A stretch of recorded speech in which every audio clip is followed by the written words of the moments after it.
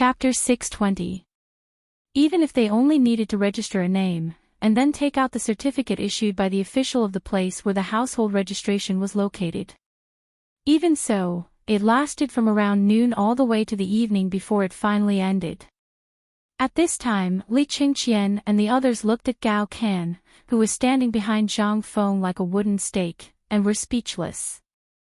They didn't know what Zhang Feng said to this thing, but it actually made him follow Zhang Feng wholeheartedly. Li Qingqian and the others looked at the 9 feet tall Gao Kan and couldn't help but shake their heads and sigh. In the future, it would be impossible to abuse Zhang Feng again. This guy also learned to be smart. But this was not the point.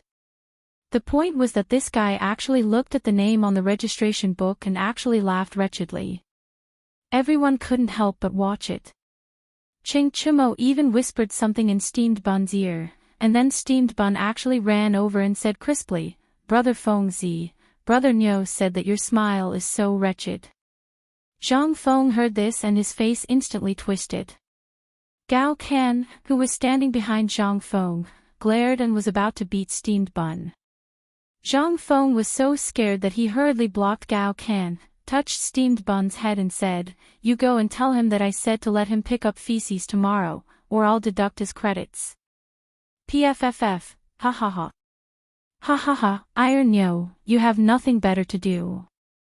You dare to make such a joke with Feng Zi. Now you've gone too far, right? Ching Chimo looked at Zhang Feng with disdain and said lightly, "Steamed Bun, your brother Feng Zi asked you to pick up feces tomorrow. Are you going?" "No, Brother Niu will pick." Steamed Bun blinked his eyes and looked between Zhang Feng and Ching Chimo. Then his answer made Ching Chimo scared. Okay, you guys go back to sleep. Let's discuss what to do next." Zhang Feng was too lazy to say anything more. To be able to recruit Gao Kan today was simply picking up a treasure. This fellow was recorded in history as being ranked 5th in the late Tang Taizong period and the early Li Ji period. If he could recruit such a ferocious person as his subordinate and properly train him, he would be a great help to him in the future. What's more, Hao Chu-jun, Li Yifu, and the others were also here. How could he not be excited? Guzi, Zhu Zi, and Steamed Bun had all left, but that hothead Gao Kan was still standing behind Zhang Feng, unmoved. Li Qingqian and the others also looked at him speechlessly. Seeing this, Zhang Feng curiously turned around and saw that this guy was still standing there. He said, "Gao Kan, go to sleep. If you don't sleep, go guard the door for me." "No, you said it. If you want me to stay close to you, then I will stay close to you." "Fine. Then you can stand." Zhang Feng was too lazy to speak, but he was also a little confused. Was this still the 5th-ranked general? How could this be an iron fool? But at this time, he couldn't care so much. He knocked on the roster and said, "How many people did you recruit today?" 1125 people. "I think there will be more later, but it shouldn't be as scary as today." "But Feng Zi, with so many people, how do you want to handle it? If you teach alone, won't you be King tired to death? Do you want to invite old Xiaocai and Mr. Li Gang up here?" Li Qingqian put his hands on the table, his face solemn. With so many people, although all of them had joined the construction at the construction site, it was not a long-term solution. One day, these things would be built, but what about after it was built? They had to teach, right? What to do? Zhang Feng coughed and said, "I just thought about this. The people we recruited today are very good. There are a few very good seedlings, such as Li Yifu, Li Ji, and Hao Chu-jun. These guys need to be taken care of." Zhang Feng was silent for a moment, then looked at Ching Chimo and the others and said, "Do you know something called military science?" "What? What's military science?" The few of them were confused. Li Qingqian frowned and asked, "Are you talking about studying military books? That stuff is not something the academy should." F***ck, don't tell me you want to teach this stuff. Li Qingqian seemed to have thought of something and asked in surprise. Zhang Feng nodded. That's right. Now it's time to divide the subjects. I know you don't know what subjects are, and I can't be bothered to explain it to you. You will understand later. But there's one thing you have to remember. Since I have opened a unique academy, then I have to completely separate myself from these things. First, everyone must learn mathematics. De Bing, make something to memorize. When the time comes, we will divide the subjects. Du Go heard this and hurriedly took out a brush, ink, paper, and inkstone. Li Qingqian also helped to grind. At this moment, Zhang Feng said, physics and mathematics. Majored in mathematics, physics, and chemistry. Actually, these three can be grouped into one thing, and that's called science. However, mathematics is the foundation, and it's something that must be learned. As for science, only people at your level are qualified to learn it, or very talented people can come into contact with it. Otherwise, this thing can cause a big problem if it's not handled properly. Hence, we have to use our own people. There's also medicine, military science, business science, and technical science.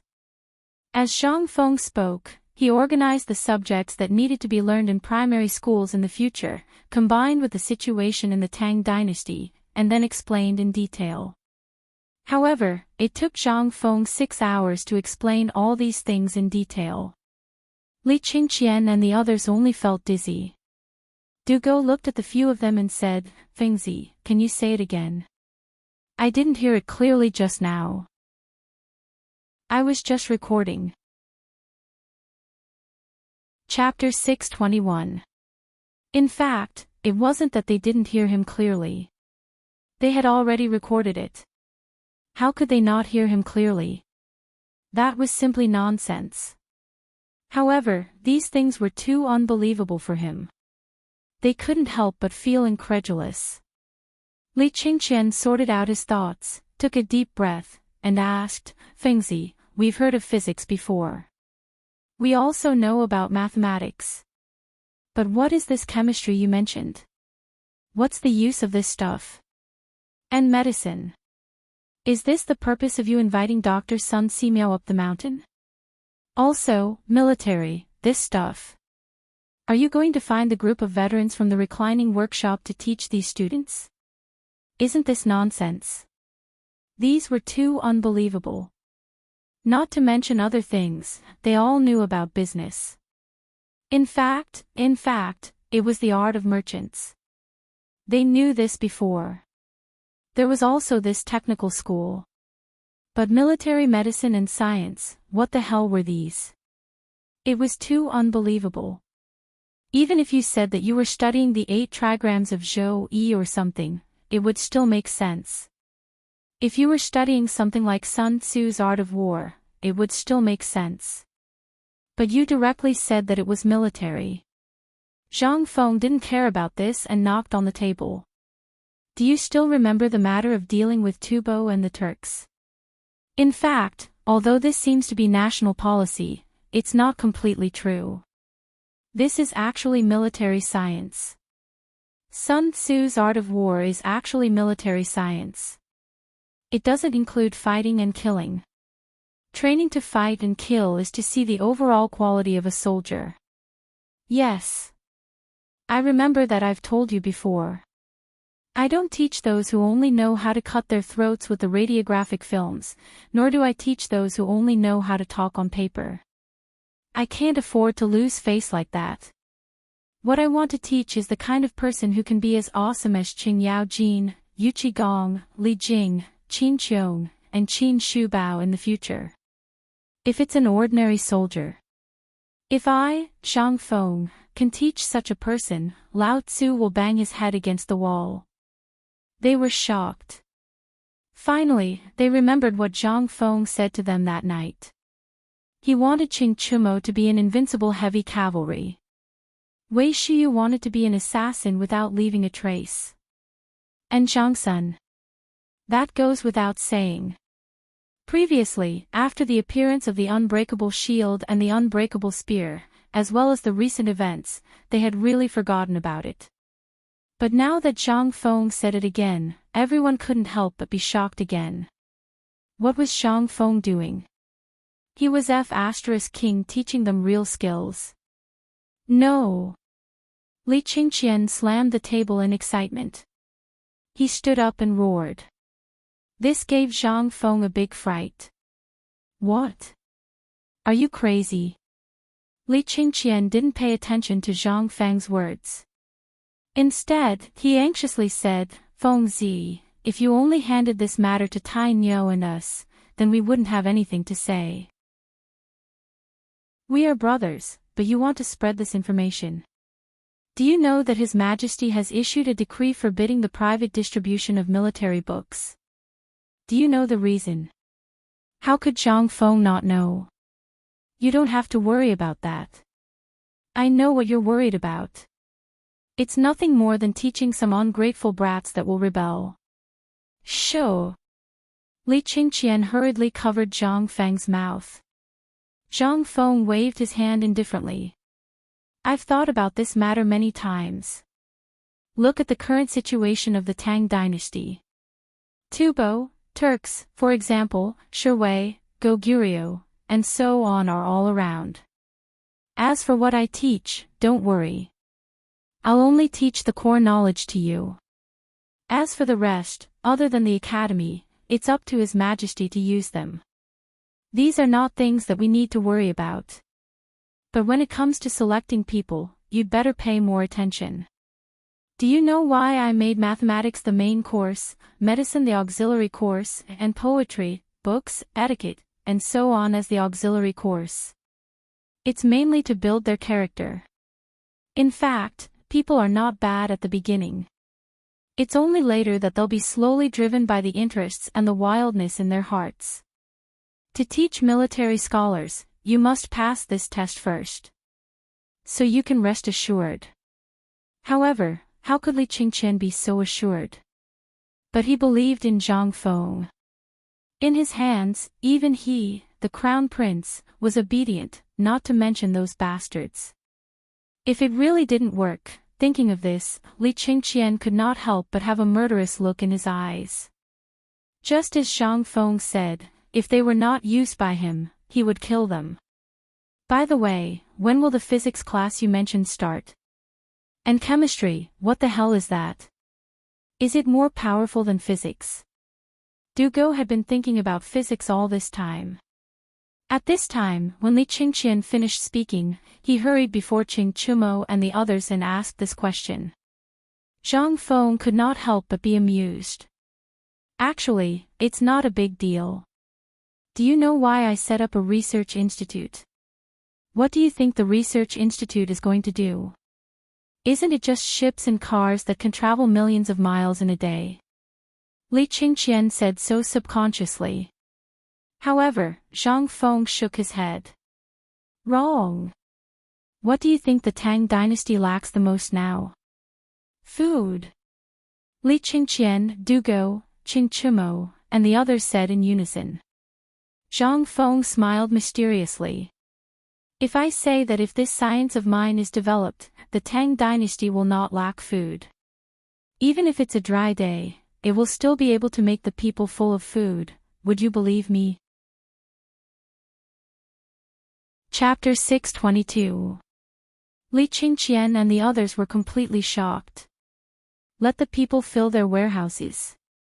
Even the Emperor of Qin and the Emperor of Han didn't dare to say such a thing. How could a small research institute of White Deer College come up with such a thing? Since they were shocked, they hurriedly asked. However, Zhang Feng wouldn't say anything even if he was beaten to death. He only said a few words in a despicable manner.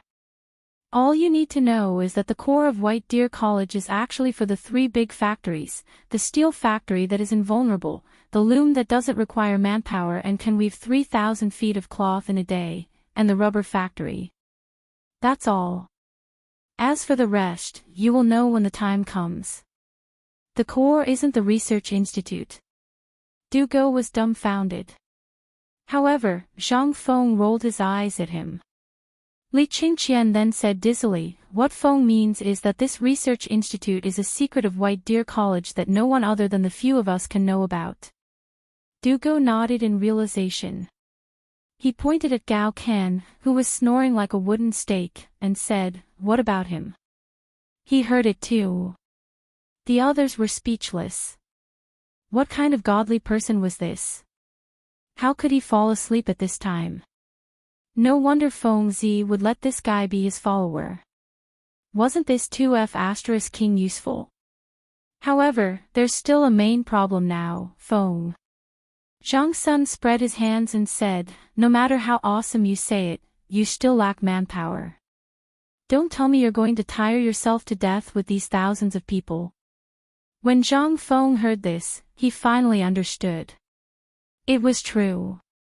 There were so many people and he was alone. He was going crazy. Zhang Feng touched his mouth and pondered for a long time, but he couldn't think of a solution.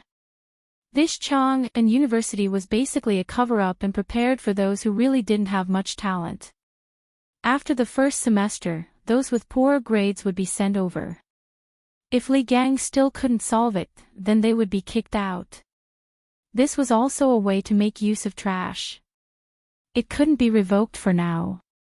In that case, there was really no one to use.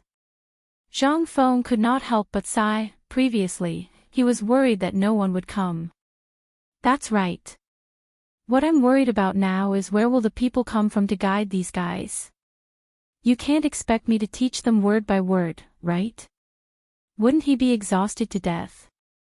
However, it was still early. There was still time. Zhang Feng rubbed his throbbing temples and waved his hand. Go to sleep. I'll only say this once. Tomorrow, I'll go down the mountain and wander around Chang and City to think of a solution. Also, during this period of time, your task is to move all the books in your house for Lao Tzu to boost his reputation. Also, Li Gan, go and ask your father where his preface to the Orchid Pavilion is. How long has it been? It's time to fulfill the promise. The academy is too cold. Why don't you guys worry about it? You even say it's a good thing. Sigh. Zhang Feng scampered off amidst his nagging. All that was left was a group of people in a mess. What's wrong with Fengzi? If he wants books, just ask for books. Why did he have to make it sound so fresh and refined? Li Qingqian looked at Zhang Feng in disdain. Isn't this how he's always done things? Sigh. He's just pretending to be cool. It's really fresh and refined. Let's go to sleep. I want to ask my father for books. But, speaking of which, De Bing, without waiting for Li Qingqian to speak, Dugo clutched his stomach and screamed. Ouch! My stomach hurts. Everyone, take your time to chat. I'm leaving. Li Qingqian was speechless. He looked at Qing Chumo, then at Zhang Sun and Wei Shuyu. Well, it seems that we'll have to rely on ourselves for this matter. The rest is easy. I can get some things from my place. However, there are still some strange books that I'll need the three of you to deal with. That shouldn't be a problem, right? What could they say? The Crown Prince had already spoken. Even if there was a problem, there would be no problem. Who could compare with Dugo? Qing Chumo did not mind. Anyway, although there were many books in his house, they were, in fact, obtained by his father to put up a front. As for the real good books, it would be up to Wei Shuyu to do it. This guy definitely had more strange books in his house than anyone else. Li Qingqian slapped his forehead, finally remembering an important matter. Worm, I remember that you have a book, Wei Liaozi, at home, right? When Zhang Sun heard this, his face could not help but turn a little ugly. I do have it, but this thing is my father's favorite. It's not easy for me to take it. It's fine. Just tell him that Fengzi wants it and he'll take it out for you himself. There's also the Book of Jin, the 3 Lu, and the 6 Tao. Have you heard of these things? Li Qingqian racked his brains and asked one by one. He had to make use of this good opportunity to get all these good things out. Even he only knew about these things when he chatted with Li Gang in the past. He really did not know where these things could be found. If he could make use of this opportunity to get his hands on them, then his life would not be in vain. As for Dugo, who was hiding outside the door, actually did not go to the outhouse because of a stomachache. When he heard that there were so many good books, how could he sit still? He hurriedly said, I know about this. Previously, when I was at the bad guy's house, I happened to hear him mention a book called the 6 Tao. It would have been better if he did not say anything. Once he said that, Li Qingqian and the others could not help but laugh evilly. I'll leave the rest of the books to you. It's your fault for having so many books. Chapter 623. The next morning. After saying goodbye to everyone, Zhang Feng went to Chang and City leisurely on a roller coaster. Although Li Qingqian tried to persuade him to sit in the great scholar's sedan chair or ride his white horse, Zhang Feng didn't know how to ride a horse. Besides, he didn't want to be too conspicuous. At this time, some small vendors and stalls had already been developed at the foot of the ruined mountain. Even the traveling merchants had built a simple shed with trees and started to do small business in it. Not to mention that the business was not in Chang and City. For example, the barbecue cellar. Now, the barbecue was mainly chicken and duck meat, which suited the taste of the hard work on the mountain. Even Ching Chumo and the others went down the mountain from time to time to make some barbecue and drink a big barrel of beer. Then they went up the mountain while humming a song. Not to mention the common people. After a day's work, they went to drink a bamboo tube of beer at night. Although they couldn't afford the barbecue, at least they could smell the fragrance and drink the beer. At this time, standing outside Chang and City, looking at the modeled city wall, Zhang Feng had the illusion that he saw the city wall of Chang and City in the future. Sparse people were going in and out listlessly. On the way, he saw some teenagers who were excited to go to the academy. Entering Chang and City. The disaster victims in the city were obviously reduced a lot. Zhang Feng was a little puzzled. It seemed that the disaster was under control. But why were more and more people gathering on the mountain? It was not a good sign if it went on like this. Although there were 30,000 dawn of grain, the original 5 or 6,000 people, plus the current 1,200 people, were almost 10,000 people. With so many people, the 30,000 dawn of grain would be used up. No, he had to find a way. The streets of Chang and were very clean. Most of them were peddlers, but the pedestrians on the street were much less. At the gate of the treasury, there were still some refugees waiting to be given porridge, but there were not as many as before. Along the way, Zhang Feng was also thinking about how to get rid of this thing. After all, it would be a big problem if he just sat there and did nothing. Just as Zhang Feng entered Tong Huifang, he was spotted by a few women. Yo! Feng Zi, you're back. Everyone, come out quickly. Quietly, Feng Zi is back. Feng Zi, you're back. Come out. The originally quiet Tonghui Lane was filled with shouts. Gradually, people came out of their homes and stood on both sides of the road, looking at Zhang Feng. Instead, he left him a straight path to the tavern. Zhang Feng was speechless. Was it necessary? Wasn't it just a trip out? Why were they all so polite?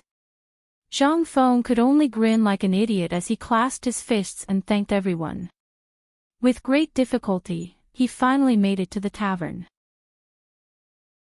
Zhang Feng finally let out a deep sigh of relief. He took a piece of smoked bacon and threw it into the pot to wash it. Then, he set up the firewood and took out a jar of good wine. He lay down on the recliner and swayed gently. It was still more comfortable to be at home. However, just as Zhang Feng cooked up 3 dishes and was about to have a good drink before going to look for Lao Li, someone knocked on the door of the tavern. Brother Zhang Feng. Brother Zhang Feng. Who is it? It's me, Lao Feng. Lao Feng. Zhang Feng was a little surprised. However, he still put down the wine jar and opened the door of the tavern. As soon as he opened the door, he saw Feng Xianling squinting and stroking his beard while sizing up Zhang Feng. Beside him was an old man in a purple robe with white beard and gray hair. His face was ruddy, but his nose was extremely red as if he had been scalded by boiling water. The old man looked a little strange, but his arrogant aura was emitted from the inside out. It was impossible to fake it. Zhang Feng couldn't help but feel a chill in his heart. Oh, Lao Feng is here. This is... Feng Xianling stroked his white beard and glanced at Zhang Feng mysteriously. However, he didn't say anything. Instead, he pushed Zhang Feng away a little and respectfully invited that person into the tavern. As soon as he entered the tavern, that person saw the poem on the wall. He couldn't help but look a little awe-inspiring. This, young friend, is this the poem you wrote? Zhang Feng couldn't figure out who this person was, so he could only nod. I was drunk and randomly drew it. I didn't have time to clean it up. Excuse me, sir. The old man's face became serious. Such a good poem. If you clean it up, wouldn't it be a pity? It's good like this. It added some liveliness to your tavern. Toasting, don't stop drinking. This is the poetry that a tavern should have. Good poem, good poem. Zhang Feng was also puzzled.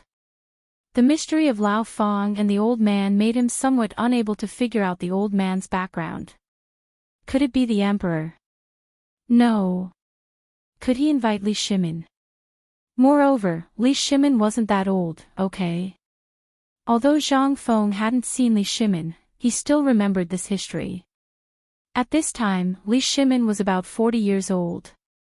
If you say he was Li Yuan, he didn't look like it. Moreover, if these two went out of the palace, wouldn't it shake the heaven and earth? How could it be so calm? No. This person wasn't these two at all. Involuntarily, Zhang Feng couldn't help but ask, "Excuse me, sir, you are, I'm Yu Shernan." Chapter 624. Zhang Feng was dumbfounded. He was completely dumbfounded. Yu Shernan. This master was a renowned literary giant of the great Tang, a great Confucian of his generation. Moreover, he was one of Li Shimin's favored men. Moreover, he was highly accomplished in politics, poetry, and calligraphy. Especially the Beitang Book of Banknotes, which was a great work. To be able to leave behind a work of authorship in this era, how awesome was that? Just think about it. But now, I can't believe I actually saw a living person in my tavern. After a moment of surprise, Zhang Feng hurriedly wiped his hands on his clothes and habitually reached out to shake Yu Shernan's hand. However, after reaching out, he realized that this wasn't a proper etiquette at all. He hurriedly cupped his fists and bowed. Student Zhang Feng is here to pay respects to Senior Bo Shi. Generally, when people saw Yu Shernan, they would respectfully address him as the great Confucian scholar, but Zhang Feng was different. Who asked Lao Li to be so capable that he even got him the identity of a great Confucian scholar? Unbeknownst to Li Qingqian, Zhang Fengsai's poetry collection had passed through old Li's hands. Afterwards, he had shown it to Yu Shernan, Chu Suiliang, and the others. Then, under the witness of these 4 masters, Zhang Feng became a great Confucian scholar without anyone noticing. Moreover, the inscribed board of the Chang, an academy, had the signatures of these 4 masters. This thing was a golden signboard in the Tang Dynasty. Generally, if a person wanted to become a great Confucian scholar, at least 10 great Confucian scholars had to jointly recommend him, and then he had to make a backup record in the Imperial College, the Ministry of Personnel, and the Supreme Court. Only then would the Imperial Court issue a document. But that was not all. You also had to be recognized by the Shandong gentry. You had to get a great Confucian jade plate issued by the Shandong gentry, which was equivalent to an identity card. Don't ask why the Shandong gentry had such qualifications, because they considered themselves as the descendants of Confucius. Who in the world dared to offend them? Who would dare to question him? At this moment, Yu Shinan also accepted Zhang Feng's bow. This was the etiquette of a junior greeting an elder, and not the etiquette of a student greeting a teacher. If it was someone else, it wouldn't be appropriate, but Zhang Feng was different. On one hand, he was a junior. On the other hand, he was recommended by Yu Shinan. This was equivalent to being Yu Shinan's student. At this moment, Yu Shinan stroked his beard and personally helped Zhang Feng up.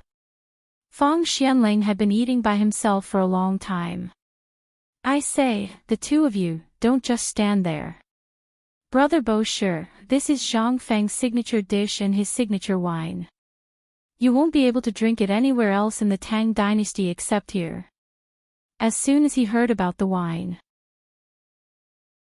Yu Shinan's eyes couldn't help but be attracted by Feng Xuanling's wine bowl.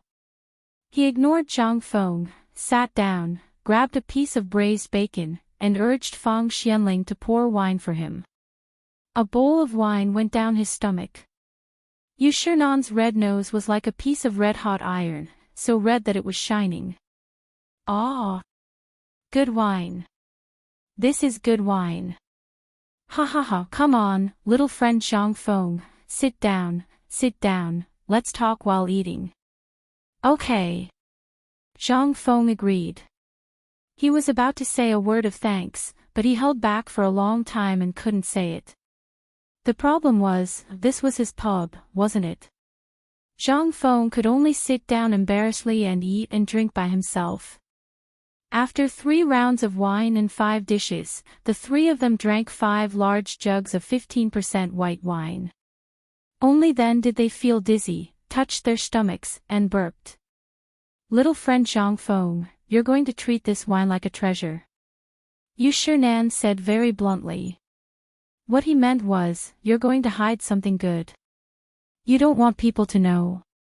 However, Zhang Feng knew that if this sentence was said by Lao Li, it must be directed at the wine. However, this was Yu Shinan.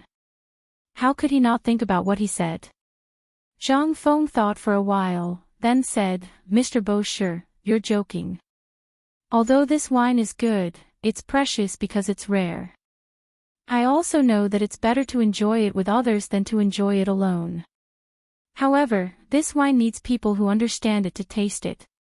Those who only know how to drink like a donkey won't understand the true essence of this wine. Yu Shinan smiled. Little friend, are you saying that White Deer College is also like this? No. Mr. Bo Shi, you're joking. The college is a place to educate people. How can it be compared to wine? But do you know that the path of a teacher is not easily taught? I know. However, although I've waived the entrance fee, every student has to work at White Deer College to pay off their debts. Hearing this, Yu Shinan's interest was piqued. Then tell me, how do you intend to pay off your debts? How come I've heard that you're using work as a substitute? Zhang Feng knew that this old man was here to ask about this. After all, the stubborn scholars of this era all believed that books should not be studied for nothing. This was also the reason why scholars in this era were superior to others. However, Zhang Feng did the opposite. He directly let everyone have books to study. Wasn't this a huge taboo? However, the reason why no one came to find trouble with him was mainly because of Zhang Feng's unimaginable philosophy of running a school and those incomparably complicated subjects. Everyone thought that he was just fooling around. On the other hand, this college, in the eyes of the people at the top, was actually just a toy for the crown prince. Chapter 625.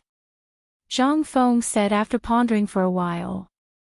Mr. Bosher, may I ask how many literati there are in this world? Less than one level. Zhang Feng asked. Then may I ask if these people can pick up their swords and go to the battlefield to kill the enemy when the country is in danger?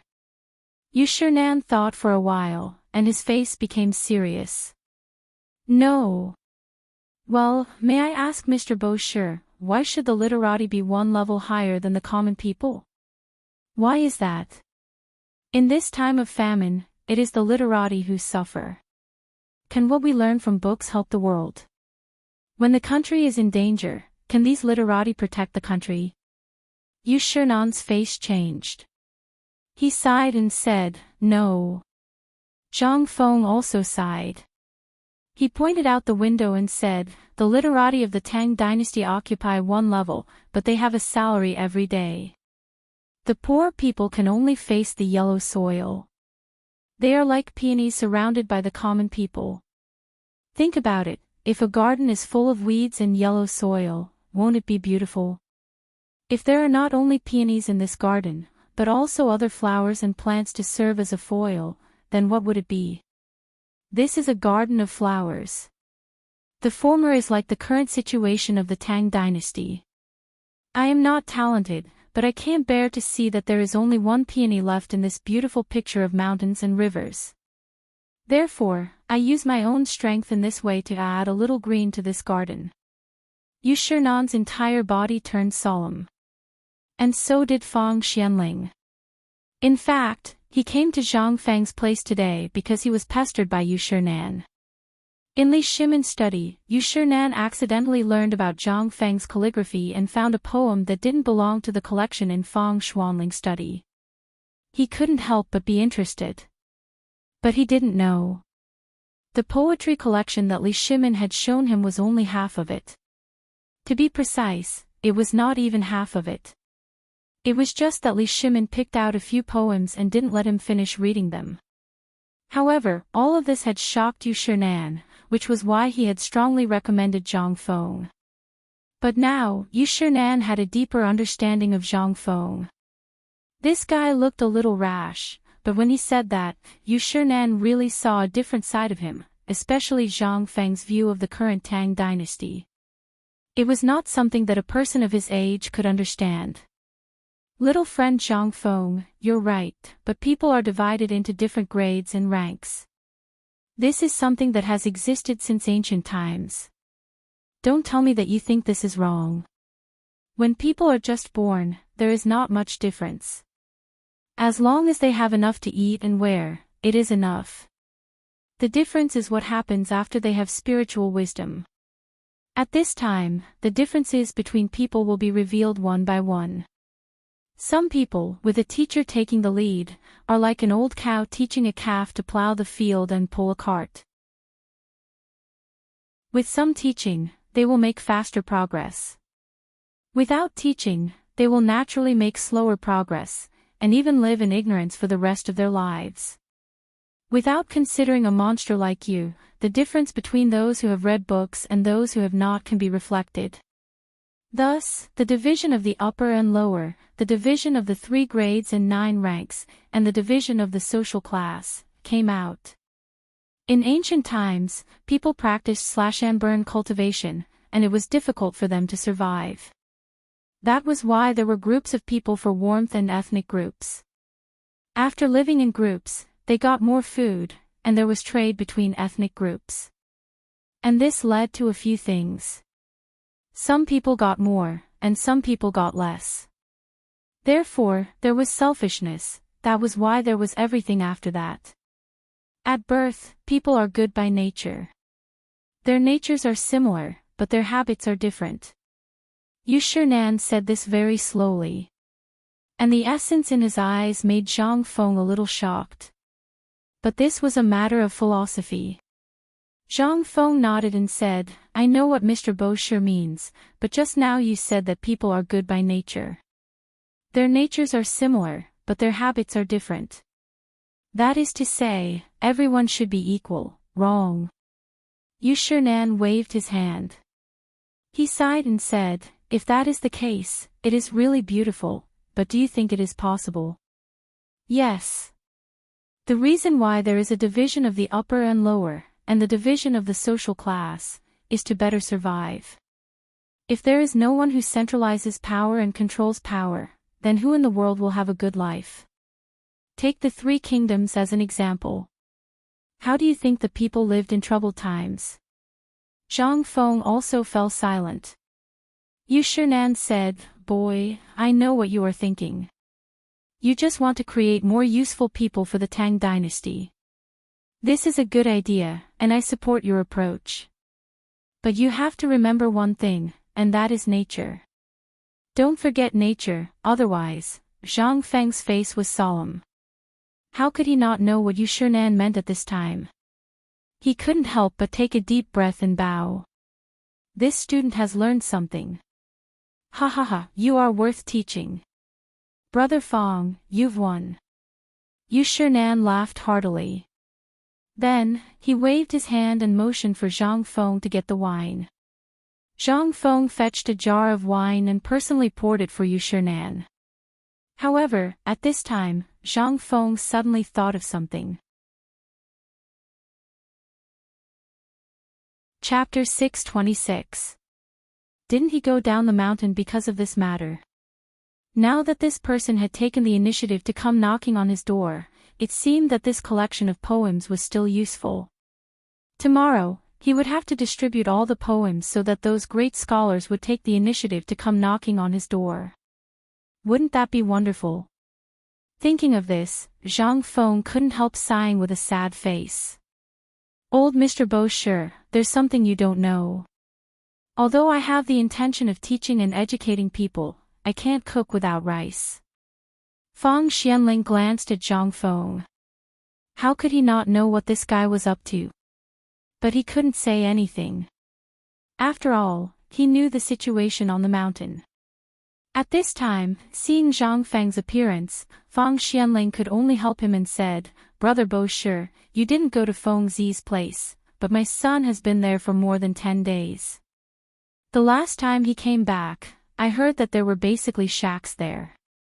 You don't know, right? This guy emptied his family's property in exchange for 20,000 don of grain. Without his 20,000 don of grain, the price of grain in Cheng and city would be 10 times higher." Hearing this, Yu Shinan couldn't help but look at Zhang Feng in surprise. He stroked his beard and nodded. "That's right. Practice what you learn and apply it. This is my role model for scholars. Don't worry, if you have any difficulties, just tell the old man. Although the old man isn't as magnanimous as you, and doesn't have 20,000 don of grain, there are many students from the old man. When the time comes, I'll write a letter to ask them to help the academy, and also show my sincerity." Hearing this, Zhang Feng hurried to the left. "Thank you for your kindness, Mr. Bosher." Yu Shinan laughed heartily. The three of them drank a cup of wine and saw that Zhang Feng was still frowning. Yu Shinan asked again. "It seems that you have something that you can't tell me." "Of course. And it was a big problem." Hearing this, Zhang Feng sighed again and nodded. Yu Shinan narrowed his eyes. "Let's hear it." "The old man wants to see who is so bold as to go against the academy issued by the Emperor's imperial edict." "Don't worry, old man will take care of this matter for you." "Tell me, what exactly?" "Old Mr. Bosher, this isn't a matter of who's against you. Like I said before, I can't cook without rice." Yu Shinan put down a piece of bacon in surprise and asked, "Tell me about it." Seeing that Yu Shinan had taken the bait, Zhang Feng said, "Everything is going well in the academy. In the past few days, we have accepted almost 1,000 students. If we count according to the number of students who have come to the academy in the past few days, it is estimated that there will be about 5,000 students." Yu Shinan couldn't help but cry out in alarm. "So many people. What are you trying to do?" Zhang Feng spread his hands. "As this brat said, it's precisely to add some color to the great Tang's flower scroll. Moreover, I've opened up many subjects, which is why so many of these poor people are flooding into my academy. I know what you are worried about. Yes, my academy does have a lot of people. However, only a few of them may soar to the sky, but what about the rest? Although my academy is not like the Imperial College, where some people are selected from the root, the people who can graduate from my academy can basically escape from poverty. And the key lies in the subjects that I have set up. Yu Shinan heaved a sigh. In fact, Yu Shinan had long heard of Zhang Feng's unimaginable teaching philosophy. To be honest, in the beginning, Yu Shinan really didn't care about such things.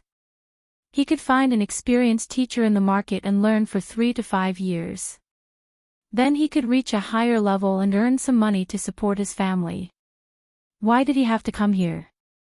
But when Zhang Feng mentioned the picture scroll, Yu Shinan couldn't help but accept Zhang Feng's idea. However, 5,000 people. One could imagine how much effort it would take to nurture all these people. If it was him, he wouldn't do it. However, the so-called subjects still aroused Yu Shinan's interest. Young friend, there are so many people. Are you sure they are all attracted by your subjects? That's what the old man couldn't figure out. In this academy, which one doesn't strive for excellence? It's easy for people like you to make up the numbers. Seeing that Yu Shinan was slowly taking the bait, Zhang Feng said, Mr. Bo-Shi, although 5,000 people are a lot, it's still too little for the current Tang Dynasty. I urgently hope that if there are 50,000 people, or even 500,000 people who can read, then the Tang Dynasty can really be prosperous and the people can live in peace. What do you mean? It's very simple. Look at the current situation of the Tang Dynasty. Basically, the trade and commerce has crossed Lingnan, Jinla, Tubo Turks, and other countries. But this is only a small number of people. And among these people, who can really understand some exquisite trade? Besides, the best and most popular things in the Tang Dynasty are tea leaves, silk, and ceramics. But these things are basically in the hands of a small number of people. Think about it.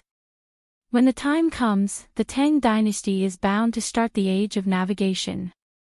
At that time, how can these little things meet the needs of the foreign people? How can the Tang Dynasty really become a prosperous country? So, there's only one word. The Tang Dynasty is poor. Chapter 627. Yu Shinan was a little confused. What this kid said was wrong. Everything he said was correct. Basically, there was one thing in many things nowadays, and that was the wine. If everyone could open up this kind of brewing technique, wouldn't everyone be able to live a good life? But it was easier said than done. Could it be that this kid wanted to? Kid, are you saying that you're going to hand them all over the place in your academy? And the forging technique of the invulnerable shield and the invincible spear that you mentioned before? Yes. Zhang Feng slammed the table, and then picked up his wine glass and clinked it with Yu Shinan and Fang Xianling. Then he said, actually, old Fang knows my plan. Brother Bashi, you don't know yet, right? Let me tell you a secret. Don't tell anyone else. Seeing Zhang Feng pull him up, Fang Xianling couldn't continue sitting there. He whispered in Yu Shinan's ear, you should have heard of this thing called the mysterious scripture, right? This kid knows this stuff. Moreover, it is said that Mozi and Lu Ban comprehended part of it, and that's why they were able to comprehend that kind of strange skill. You don't know that the previous strategy against the Turkic Tubo and the other countries, and the lifting of the blockade at Guanlong, were all made by this kid. Yu Shinan couldn't help but think highly of Zhang Feng again. You mean, this thing was made by this kid? Fang Xianling glanced at Zhang Feng and said, not only that, the cooperative and the fine salt that you praised so much were also made by this kid. What? This time, Yu Shinan finally couldn't sit still. He had always thought that this was made by the emperor and several state dukes. But he didn't know that these things, from politics to national policy to business, were all made by this kid. He finally understood why Li Shimin and the others respected Zhang Feng so much. Thinking of this, Yu Shinan stared at Zhang Feng and asked, "If that's the case, then the beer and barbecue on the market were all made by you?" Zhang Feng shrugged. "Not only that, your favorite bone-strengthening powder was also made by this kid." Feng Xianling directly told Yu Shinan everything that had happened. Yu Shinan was so shocked that his mind was in chaos. The strategic planning of the nation, the things in the business world, and the lewd tricks, all of these were created by this kid. Was he even human? How was this possible? He couldn't link all of this to Zhang Feng. If it weren't for Feng Xuanling's words today, he would have thought that the locust controlling stuff and the Nyang bone strengthening powder were all Sun Simiao's doing. Right. Speaking of the locust controlling stuff, it seemed that this kid was also the one who made it. Otherwise, if he had a way, Dr. Sun wouldn't have hidden it for so long. And there would be rumors about it in the outside world. What kind of freak was this kid? Had he really read that amazing scripture? Su Rian and the others had never seen that amazing scripture, but this thing had been widely circulated. At that time, it was rumored that Confucius got the amazing scripture and created the Book of Songs.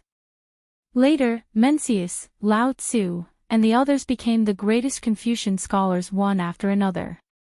After that, although this amazing scripture was widely circulated, it had never appeared in the world again. Yu Shinan couldn't help but feel a little restless at this time. Who wouldn't read the amazing scripture? "My young friend, what are the subjects in your academy?" Finally, Yu Shinan asked the question in his heart. Hearing that, Zhang Feng said, in reply to Mr. Bo Shi, "My White Deer College's main subjects are the three-character classic, the Book of Songs, and mathematics. Poems, books, etiquette, and other things are supplementary. Among them, there are physics and chemistry.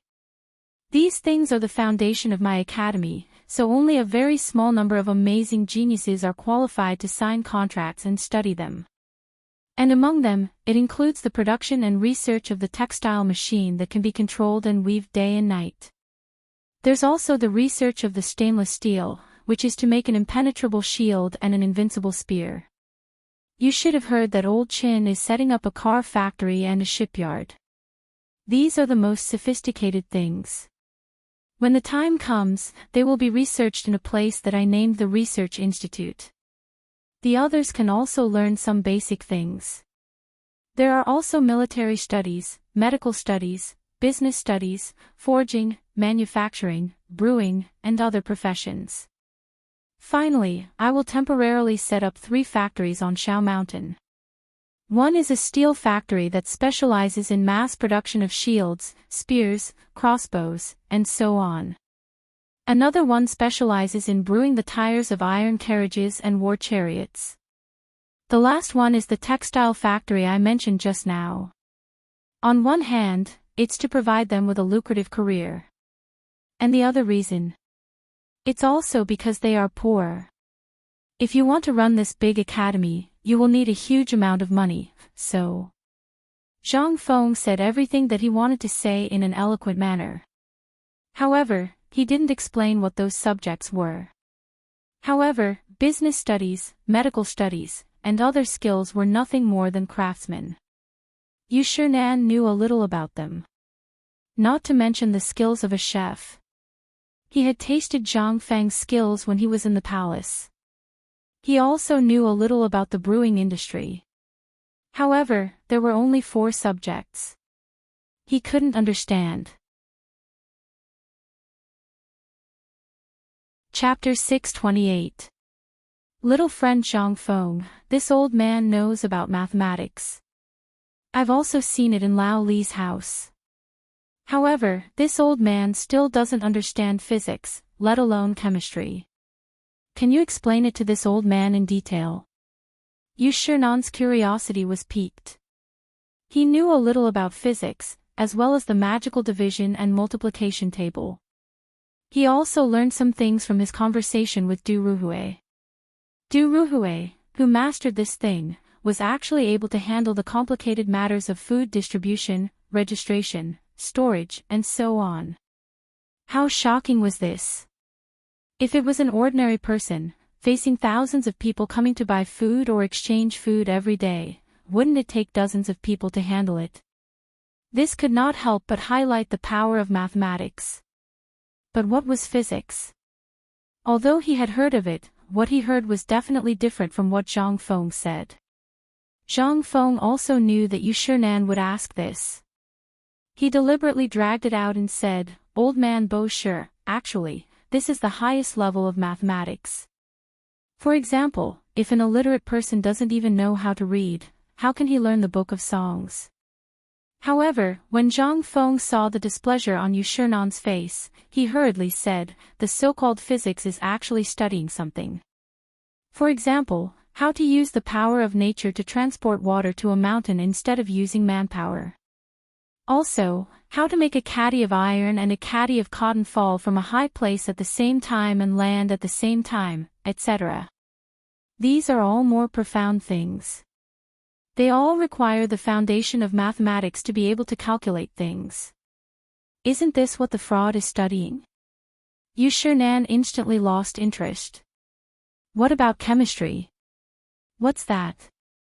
This, Zhang Feng was a little speechless. At this moment, he did not know how to explain it to Yu Shinan. There was no way to explain it. How to explain it? After thinking for a while, Zhang Feng said, "Do you still remember the thing I mentioned just now? My research institute is to study how to let the people eat their fill, wear warm clothes, and have a warehouse full of food. Also, about the ship." "Oh right, old Fang, have you told this to Mr. Bo Shi?" Fang Xianling shook his head. "I haven't told him yet. This thing hasn't been done yet. How can I tell him? But now that you've said it, I'll tell him, okay?" Fang Xianling pursed his lips and told Yu Shinan everything about the shipyard, the Sea Silk Road, and the car factory. Yu Shinan was dumbfounded. Especially the kind of iron ship that didn't need manpower to paddle and could move the ship. What kind of thing was that? This was something he had never heard of. What was this? This was the real lewd trick. Compared with the craftsmen who called themselves strange masters, if this thing was really built, the Tang Dynasty would really enter the Golden Age.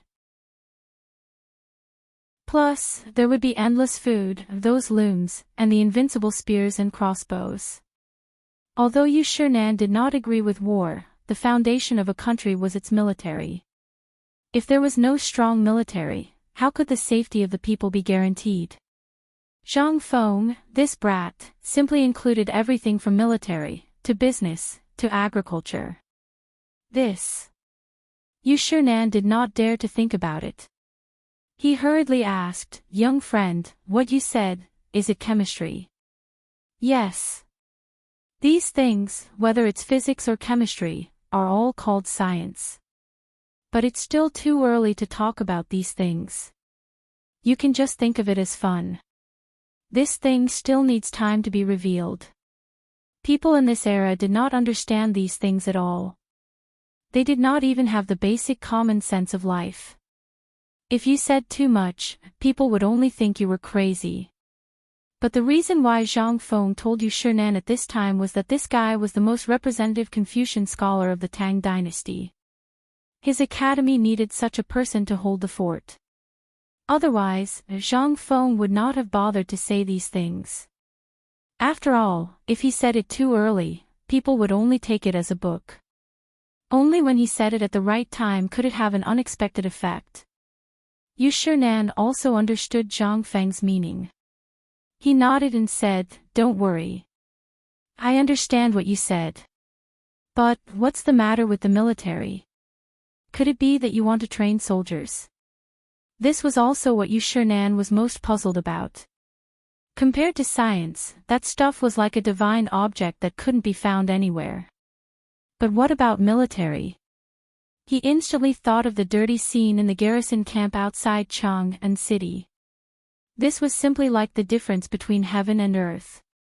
How could it be possible to combine these two things that were originally completely unrelated? Moreover, it was in White Deer Academy. In fact, the military was also the purpose of Feng Xuanling's visit today. He was very worried that once this thing was revealed, it would inevitably cause ripples in the imperial court. At that time, it would not be a simple problem of the academy, but a political problem. Feng Xianling patted Zhang Feng's shoulder with a serious face and asked, "Fengzi, you have to think about it. Once this military course is revealed, do you know what the consequences will be? And military studies, isn't it just reading books? Could it be that you want everyone in White Deer Academy to study the art of war?" Chapter 629. Not to mention Yu Shernan, even Du Ruhui couldn't help but worry. The military and the academy had always been at odds with each other. Otherwise, the civil and military officials wouldn't have fought against each other in the cottage. But what was Zhang Feng trying to do now? Was he trying to combine the two into one? How was this possible? There was always a taboo for soldiers, and that was to be involved in politics. It was the same for politicians. But what Zhang Feng was doing now, wasn't it? The two of them didn't dare to think further. That was why Feng Xuanling's expression suddenly changed. He was worried that if the imperial court knew that Zhang Feng's White Deer College was like this, it would become the target of the entire Tang dynasty. At that time, even if the emperor wanted to resist, it would be impossible. But Zhang Feng didn't seem to be worried about this. Instead, he waved his hand and said, "Don't worry about this, Mr. Bosher. Old Feng, you can rest assured. Do you think I'm stupid? How can I teach this to just anyone? Same old rules. To put it bluntly, this thing isn't made for ordinary people. Do you think this thing is made for ordinary people? Wrong. I made this thing for people who are prepared, like Tai Niu and the other extremely talented people." Feng Xianling seemed to understand, but Yu Shernan really didn't. Actually, from the very beginning, when he heard these brats talk about an impenetrable shield and an invincible spear, he had always felt a faint sense of worry. If you said that this thing was serious, it was really a serious problem. If you said that it wasn't serious, it wasn't a problem at all. Just as Zhang Feng said, Qing Chumo and the others were born in the military. Take Wei Zheng's son, Wei Shuyu, and Feng Yai for example. At this time, they were all holding important positions. But which hot-blooded youngster wouldn't be attracted to studying or practicing martial arts? At this moment, Zhang Feng also gave an answer. Some people are obsessed with one thing the moment they are born. Or maybe they were influenced by their parents and chose their own path. Or maybe they were inspired by the heroes in the streets and yearned for the heroism of soldiers on the battlefield. And there are even more people who are addicted to books, unable to extricate themselves. For example, Du Dabbing. Old Feng, you should be able to understand why he is so obsessed with books, right? You're always running around outside, doing housework, and even working hard outside. When you return home, you'll pressure and criticize them. You must stand out. Of course, I'm not saying that your concern is wrong. It's just that you've been instilling things into your son for a long time. Have you ever thought about your son? As the saying goes, one is marked by the company one keeps. In the long run, their character will be determined from a young age. And my White Deer College can solve this problem from the root. First, from the moment you enter the college, if you don't have the ability, you should build a shelter for yourself. Lao Tzu doesn't want such a bookworm. The other type of person is the arrogant type. Lao Tzu will grind them until they don't even have the courage to raise their heads. This is a form of training. I once read a sentence in a book. A flower in a greenhouse will never be able to withstand the wind and rain. On the contrary, a person who has been exposed to the wind and rain for a long time will desperately want to climb up. What I want to do is to let the flower in the greenhouse have some time to grow. As for the person who has been exposed to the wind and rain for a long time, I will suppress the desire in his heart. So, young friend, you mean, Bosher finally couldn't take it anymore. Although what this brat said was right, but this was really long-winded. He couldn't take it anymore. Everything Zhang Feng said seemed to have no basis, but it was just right, especially the sentence of one is marked by the company one keeps. This was something that even the great Confucian scholars of this era couldn't fully understand. He could actually say something like that. Yu Shinan couldn't help but have a whole new level of respect for him. As for the military concept that Zhang Feng talked about, Yu Shinan also started to look forward to it from the bottom of his heart. Yu Shinan couldn't help but ask again, young friend, what you said about one is marked by the company one keeps. Where did this sentence come from? Zhang Feng was a little confused. He scratched the back of his head, unsure if Yu Shinan actually didn't know about this. But when he saw Yu Shinan's expression, he said, isn't this a sentence from Jin Fu Xian's The Proclamation of the Crown Prince? Don't tell me Mr. Bosher doesn't know. This was a famous sentence from the ancient times. He actually didn't know. A great Confucian scholar of this era didn't know. How could this be? When Yu Shinan heard this, he narrowed his eyes and thought for a long time. He had read Jin Fu Xian's The Proclamation of the Crown Prince and so on. But this was the first time he heard of this. But all of a sudden, Yu Shinan thought of something. That was the well-read Chu Suiliang. He didn't know where this guy was there such a rare book? He heard that this guy had been reading all kinds of unique books for the past 2 years. Could it be that this book was also unique? Otherwise, why hadn't he heard of it before? Chapter 630. However, Yu Shinan faintly felt that he had been led astray. After thinking for a while, he could not think of a single clue. He glanced at Fang Xianling and saw that Fang Xianling was not surprised. He could only temporarily suppress the doubts in his heart and asked, little friend, do you mean that you want to educate them from their roots? Yes. Zhang Feng slapped his thigh and once again thought of a famous saying, Mr. Bosher, some people are great in life. They don't have to worry about tomorrow since they were born. They can live a life of luxury. But they don't think that sometimes, a meal or a drink is the dream of a poor student. Zhang Feng pointed to the meat and wine on the table and said, take the food on our table for example. This table is worth at least 100 coins, right? If it was in the hands of a rich family, it wouldn't matter. Isn't it just 100 coins? But have you ever thought that this 100 copper coins might be a harvest that a poor family wouldn't even dare to dream of in a year? Not to mention eating and drinking. If this trend continues for a long time, it will inevitably cause a catastrophe. Yu Shinan and Fang Xianling heard this and could not help but ask in unison, what catastrophe? In their view, this was just a normal thing. Zhang Feng lightly pointed to the door and said, people have dreams. Just like how we think when we see such a table of delicious food before we go to school. It's bound to be.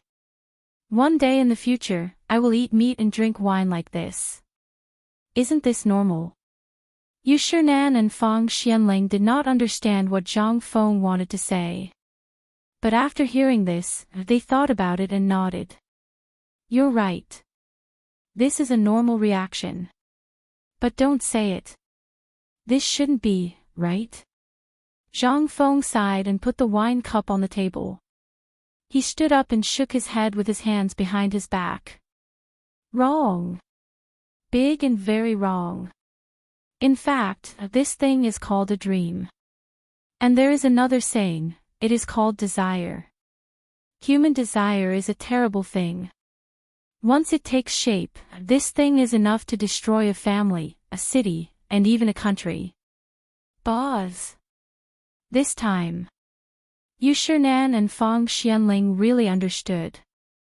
If they still did not understand at this time, then there was really a problem.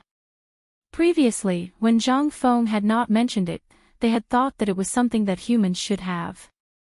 But at this time, when Zhang Feng said this, they carefully thought about what Zhang Feng said today. Yu Shinan could not help but ask, Zhang Feng, little friend, you mean, you want to use military training to temper these people's temperament? Zhang Feng gave Yu Shinan a thumbs up in approval. Yes. That's my goal. Think about it, many of these people might enter the imperial court and become officials in the future. I don't want to be criticized behind my back when the time comes, saying, Ayaya, look, this corrupt official is from the White Deer Academy. What is this? You are destroying your own reputation. And more importantly, you have seen the situation in the Tang Dynasty now. The 3 lives and 6 ministry system, plus the system of recommendation for the imperial examination, basically, many talents are in the hands of those big families. And here, I am equivalent to a clear stream, not mixed with any interests. I only care about how many people I train. Under the premise of no interests, how can I not train the next generation of qualified successors? Yu Shinan heard this. He was a little touched. But more than that, he admired him. He stood up and bowed to Zhang Feng like a Confucian scholar.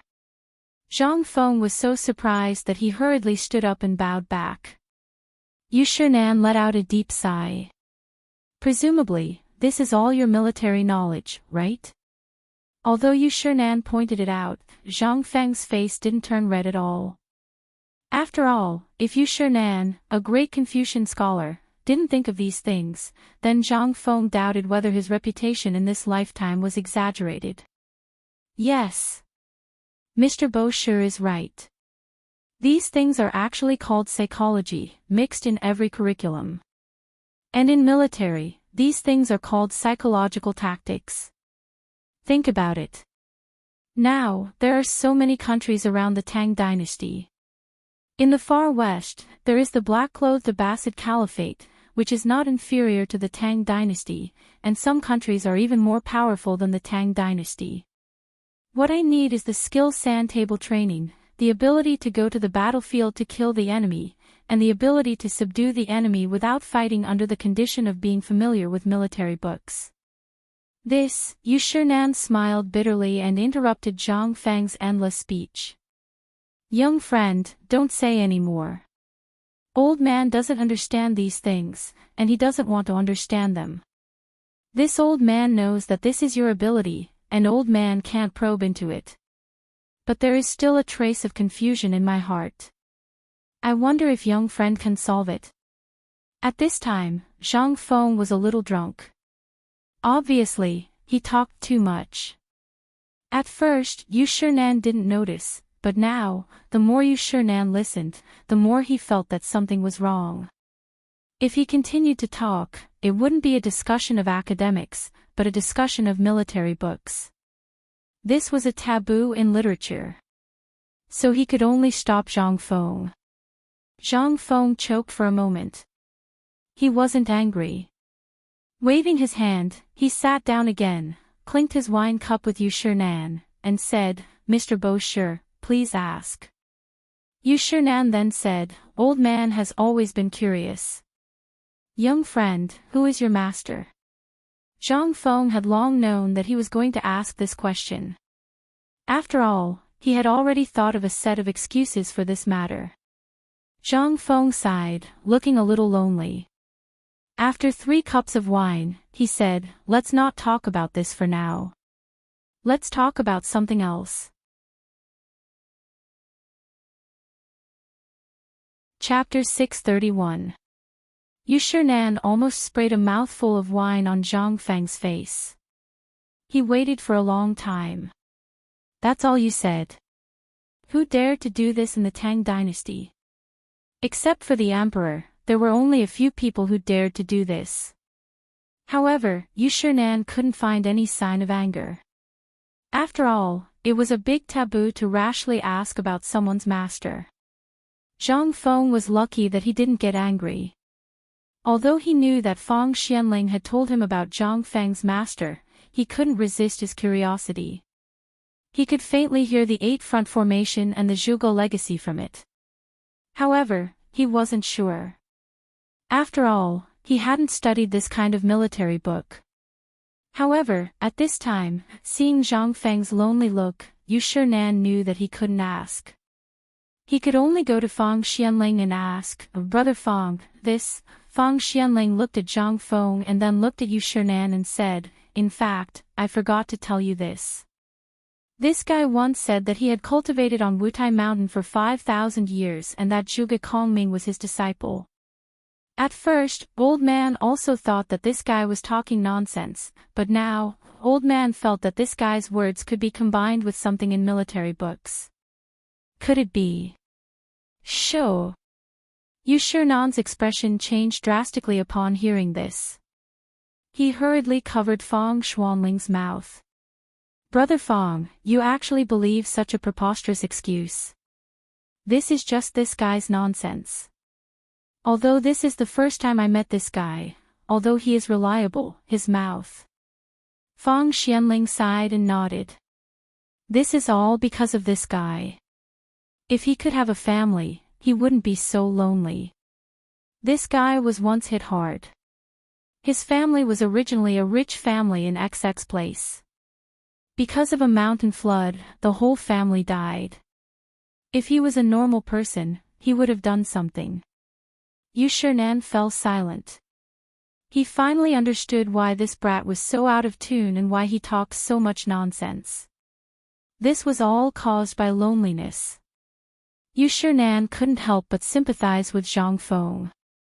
"Young friend, Old Man knows that you're not feeling well, but people need to look forward. Think about it. Once your academy becomes famous in the Tang Dynasty, won't you also have a meteoric rise?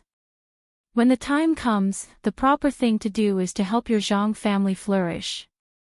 Zhang Feng was dumbfounded.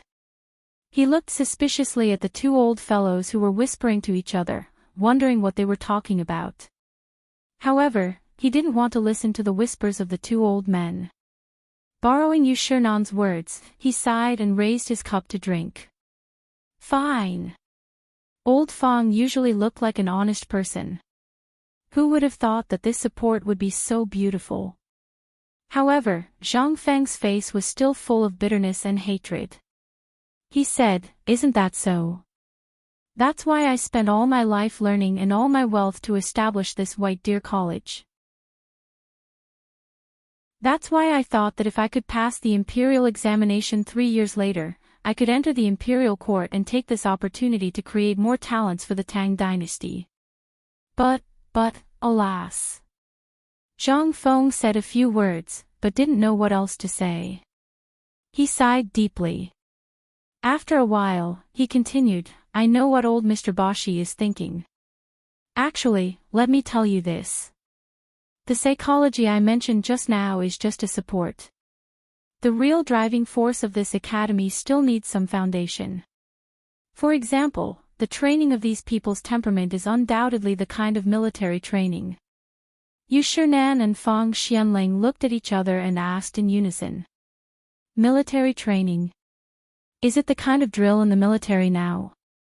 Zhang Feng shook his head and said with some disdain, "Those are just the fighting skills of children. I don't want to learn from them. The military training I mentioned is a complete system, including physical training, resistance to beatings, fatigue resistance, and even the ability to react in severe fatigue, etc. Those who can get through this stage, no matter if they are in the military, politics, literature, or business, at the very least, they will have a good physique and a good temperament. Those who do not have a strong temperament will be automatically eliminated in less than half a month. Do you think I'm really stupid? There are so many people who need to eat. Where can I get food for them? This way, I can let the flowers in the greenhouse have a chance to be tempered by the storm. As for the ordinary people, I can show them the hardships and sufferings of climbing up. This way, they won't go astray on the road of life. Zhang Feng used about 4 hours to tell Yu Shinan the complete content of the military training, as well as its benefits. Yu Shinan, on the other hand, was initially disdainful of Zhang Feng and somewhat resistant to his long-winded speech. Gradually, he was shocked by Zhang Feng's understanding of human nature. This was what truly shocked him. In the beginning, Yu Shinan had looked down on Zhang Feng, but in the end, he had taken the initiative to ask questions. Gradually, he had come to understand the situation. From today onwards, this kid was talking about military science. However, this also made Yu Shinan a little shocked. This was military science. If one had to make a comparison, the things that were popular in the military now were simply bullshit. If His Majesty knew about this military philosophy, how would His Majesty react? Chapter 632. Finally, he took the bait. Zhang Feng cheered in his heart. But at this time, Zhang Feng knew that it was the real beginning. After all, it was easy to persuade a great Confucian to come to the academy, but what about 3 great Confucians? It was not enough. Zhang Feng couldn't help but ask again with a bitter face, "Mr. Bashi, what do you think of my academy?" Yu Shinan shook his head with a wry smile. At the beginning, this guy wouldn't say a word of praise, but now, after showing all the good things, what could Yu Shinan say?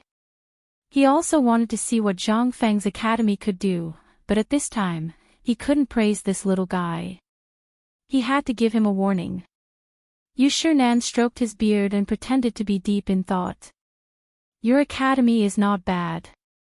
It's just a little unorthodox. Also, it's just a hodgepodge. There's nothing new about it. Zhang Feng's eyes widened.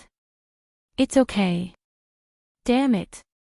If you have the ability, go to the Tang Dynasty and find me an identical one. Believe it or not, if you can find me, I'll ask for that person's WeChat and Weibo accounts. In this era, there was no one else who could have such advanced ideas except for people like him. And such an advanced education idea was a perfect teaching method that was implemented in almost all schools except the aristocratic schools. Military training. Although Zhang Feng didn't know the purpose for the time being, it might not have much effect in the future, but in the Tang Dynasty, its meaning was very different. This was a turbulent era, and someone might make trouble for you at any time. What's more, in history, the Turks would really break with the Tang Dynasty next year.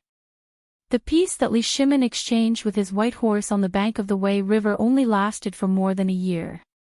But at this time, even with his intervention, although the situation was reversed, would Li Shimin give up fighting the Turks?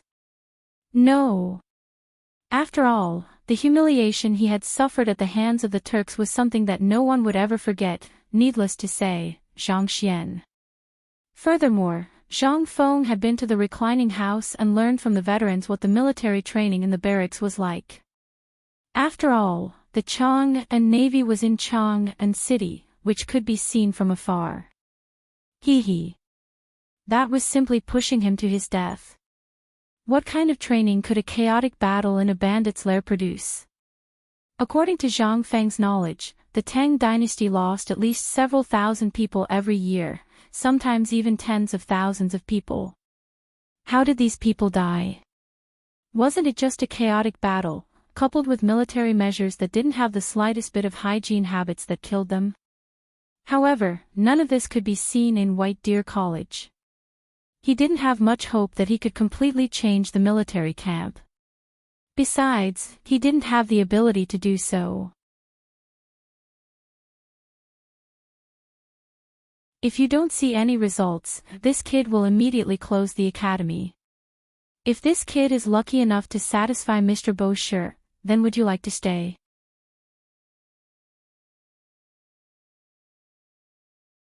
Chapter 633. Yu Shinan and Fang Xianling were so shocked that their jaws almost fell off. So, after saying so much, he just wanted Yu Shinan to come to the academy. And he even made the bet in such a roundabout way. When he heard that Zhang Feng wanted to do a medical trial and heard that the miracle-working doctor Sun Simiao was on the mountain, he suddenly felt that something was wrong. But Zhang Feng didn't give him a chance at all and just made the contract. Wasn't this forcing a deal? Yu Shinan looked at Zhang Feng, who glanced at him from time to time. He was angry and amused at the same time. If you want to invite me to the academy, you have to say it clearly. What are you doing? Yu Shinan heaved a sigh. Well, if I had known, old man wouldn't have come here today. Now I've gotten myself into trouble. Alas. Old man thought you were doing something. It turns out that you've been digging a hole for old man. Although Yu Shinan looked angry, he didn't feel anything in his heart. If he didn't want to go, he could stand up and walk out. But he didn't. After all, Zhang Feng had really drawn out his gluttonous bug. After thinking for a while, Yu Shinan said, well, since you've made the bet, if old man breaks the promise, with your ability, the whole Chang'an city will know in less than 2 hours. Zhang Feng's eyes lit up when he heard that. Hey, what are you talking about? Am I, Zhang Feng, that kind of person? Feng Xuanling's mouth twitched. He coughed and turned around. He couldn't bear to look. Now he really knew Zhang Feng's ability. They hadn't done anything yet, but he had already won over Yu Shinan. This was a literary titan that even the emperor had to deal with carefully. In such a short period of time, actually, this little demon. Feng Xianling couldn't help but write down Zhang Feng's bad habit of digging holes in his notebook. He had to go back and study it.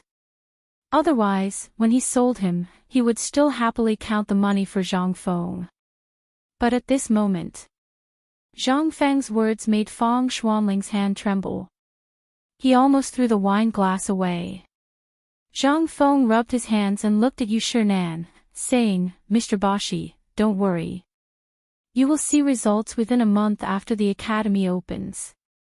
Old man doesn't care about these things, but I heard that the scenery of Mount Shao is unique, and there are caves and waterfalls accompanying it. What kind of residential area are you building there? I heard that the house is not bad. Prepare a big house for the old man, facing the waterfall. Okay. Don't worry, I will get you the best place. Zhang Feng immediately agreed. Now that Yu Shinan had won over, Zhang Feng's heart was as sweet as honey. However, he rubbed his hands and asked, but Mr. Bashi, I heard that you, Chu Suiliang, Elder Chu, Ouyang Sun, Elder O, and Xue Jiha, Elder Xue, stop. Yu Shinan couldn't help but explode. So you, kid, are not only lusting after me, but also want to take these old bones into Mount Shao. What do you think you have in Mount Shao? If it was just him, then Yu Shinan would have considered it as a favor to Li Shimin and would have also come. Moreover, he also didn't want to miss out on this opportunity. But now, he actually wanted to trap his 3 good friends in. How could that be possible? Yu Shinan stood up, his face gloomy. Kid, don't go overboard. Do you know who the 4 of us are? If it weren't for your poetry collection, the old man wouldn't have come to see you. As a junior, he agreed to go to the academy because of the novelty of your academy. You actually hit the snake with the stick and want them to come. Yu Shinan was so angry that he laughed. Then show me what you're really capable of. That's right, I remember that the previous Dragon Boat poetry meet was cancelled due to various reasons. If you want the 3 of them to come, then show me what you're really capable of. The Mid-Autumn Festival Poetry Meet is a grand event that gathers all the literati in the world. When the time comes, I will also be participating. If you're really capable, then let those 3 old fogies come to you during the poetry meet. As they spoke, Yu Shinan had already walked to the door. However, at the door, Yu Shinan paused and looked at Zhang Feng. He said meaningfully, the old man thinks highly of you. Zhang Feng was speechless. How the F***ck could this be? However, wasn't it just a poetry meet? Just nice, Lao Tzu would make a pot of stew for him. He was just worried about not having a teacher. He even sent this to me. Good, good, good. At that time, there will be so many poems from the Tang and Song dynasties. I don't believe that I will lose. All right. Thank you for your kind words. I will definitely be there on time. However, Zhang Feng's eyes turned and said, Mr. Bosher, why don't I give you 2 jars of wine? Yu Shinan, who had just walked out of the door, heard this and could not help but pause again. He seemed to hesitate. However, in the end, his rationality was defeated by Zhang Feng's wine. Yu Shinan sighed and said, Is the old man the kind of person who is greedy for wine? If you really want to give him, why not give him 10 jars? Okay.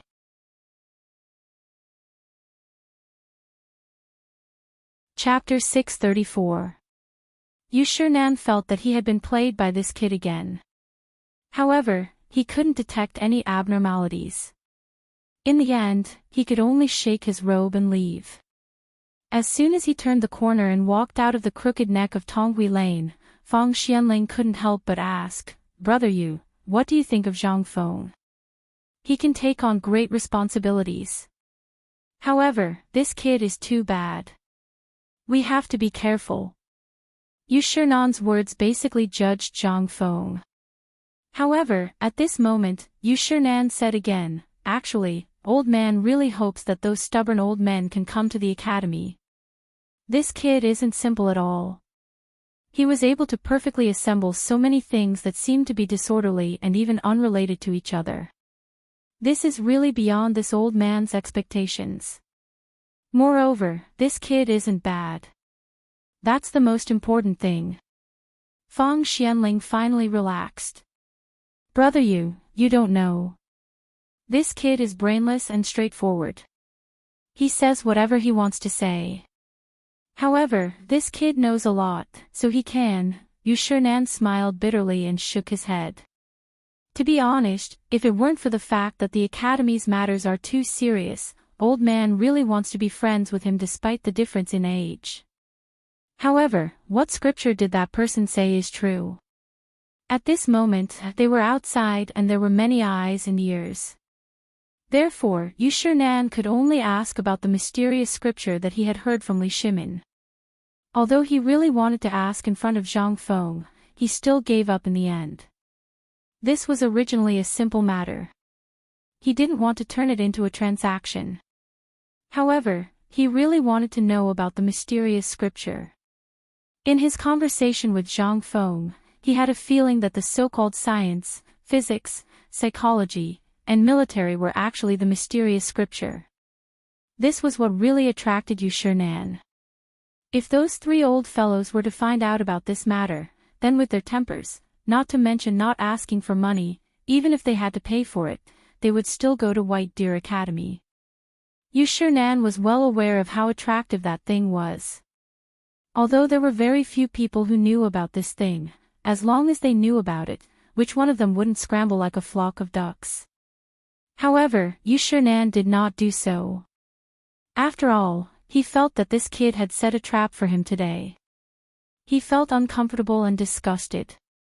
If news of this were to spread, he, Yu Shinan, would still have his face. However, Fang Xianling didn't think so when she heard this. At this time, Fang Xianling was deeply shocked. In Fang Xuanling's memory, there were no more than 5 people who could receive such an evaluation from Yu Shinan. Today, he actually witnessed it with his own eyes. Although in their eyes, Zhang Feng didn't need Yu Shinan's affirmation. He had already grown to the point where he could compete with the Great Confucian. Moreover, Zhang Feng's current identity was also a Great Confucian. However, his reputation was still not enough. However, if news of him being able to receive Yu Shinan's affirmation were to spread, it would also create an extremely good opportunity for Zhang Feng. In the end, the moment Yu Shinan entered the palanquin, he looked in the direction of Tonghui Lane and sighed. I've heard that there are great people in the marketplace. I didn't expect that the old man would be able to witness it with his own eyes. His life was not in vain. On the other side, after sending off Yu Shinan, Zhang Feng was indeed excited for a long time. After all, being able to win Yu Shinan's heart was already a pleasant surprise. He was thinking about how to find a master to ascend the mountain earlier. He didn't expect that old Feng would send Yu Shinan to his door. What was this? He was just dozing off and someone automatically sent him a pillow. However, it was only one person. Although Yu Shinan didn't say it directly, Zhang Feng's intuition told him that Chu Suiliang and the others seemed to know him. That would make things easier. He just didn't know how many poems he said when he was drunk last time. Zhang Feng couldn't help but secretly regret. He felt comfortable acting tough, but now he felt uncomfortable. How could he act in the future? After all, the poems that he knew and remembered the deepest were only the 300 Tang poems. There were also the song poems and the poems after the Tang Dynasty that he dared to use. But even so, the poems that he knew were only a few hundred. If he were to encounter such a situation in the future, what would he do? No, he had to find a good time to ask Lao Li how many of these poems he leaked out. Otherwise, it would be awkward if someone used his poems to show off during the poetry gathering. However, this was the next step. After all, there were still 27 days before the Mid-Autumn Festival. Now that the matter of the teacher had been resolved, all that was left was to make teaching aids. With this thought, Zhang Feng hurriedly tidied up the pub and then ran to Cripple Wang's place. After all, he was familiar with Cripple Wang, and Cripple Wang was a veteran.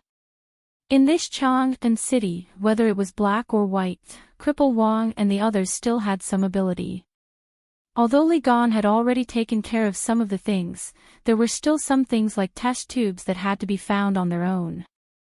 After all, in this Chang'an city, he hadn't seen many skilled glass craftsmen. For this, he had to recruit someone. Then, if he could build a glass factory on Shao Mountain in the future, it would be wonderful.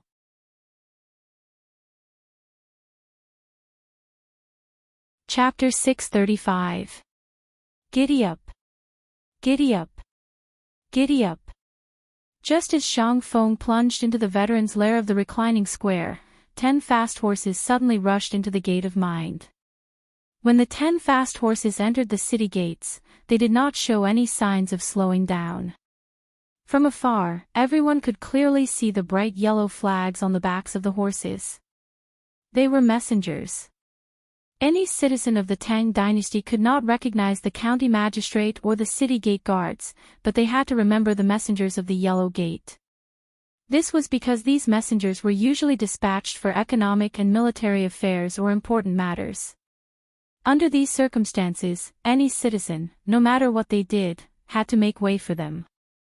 Even if you were the crown prince, the grand tutor, or even a first-class official, you had to obediently make way for them to reach the emperor. There was no choice. This was the iron law of the Tang Dynasty. At this moment, when everyone saw that there were actually 10 small yellow flags at the city gate, they couldn't help but be shocked. They hurriedly made way for the city gate, and even the city guard opened the city gate in an instant.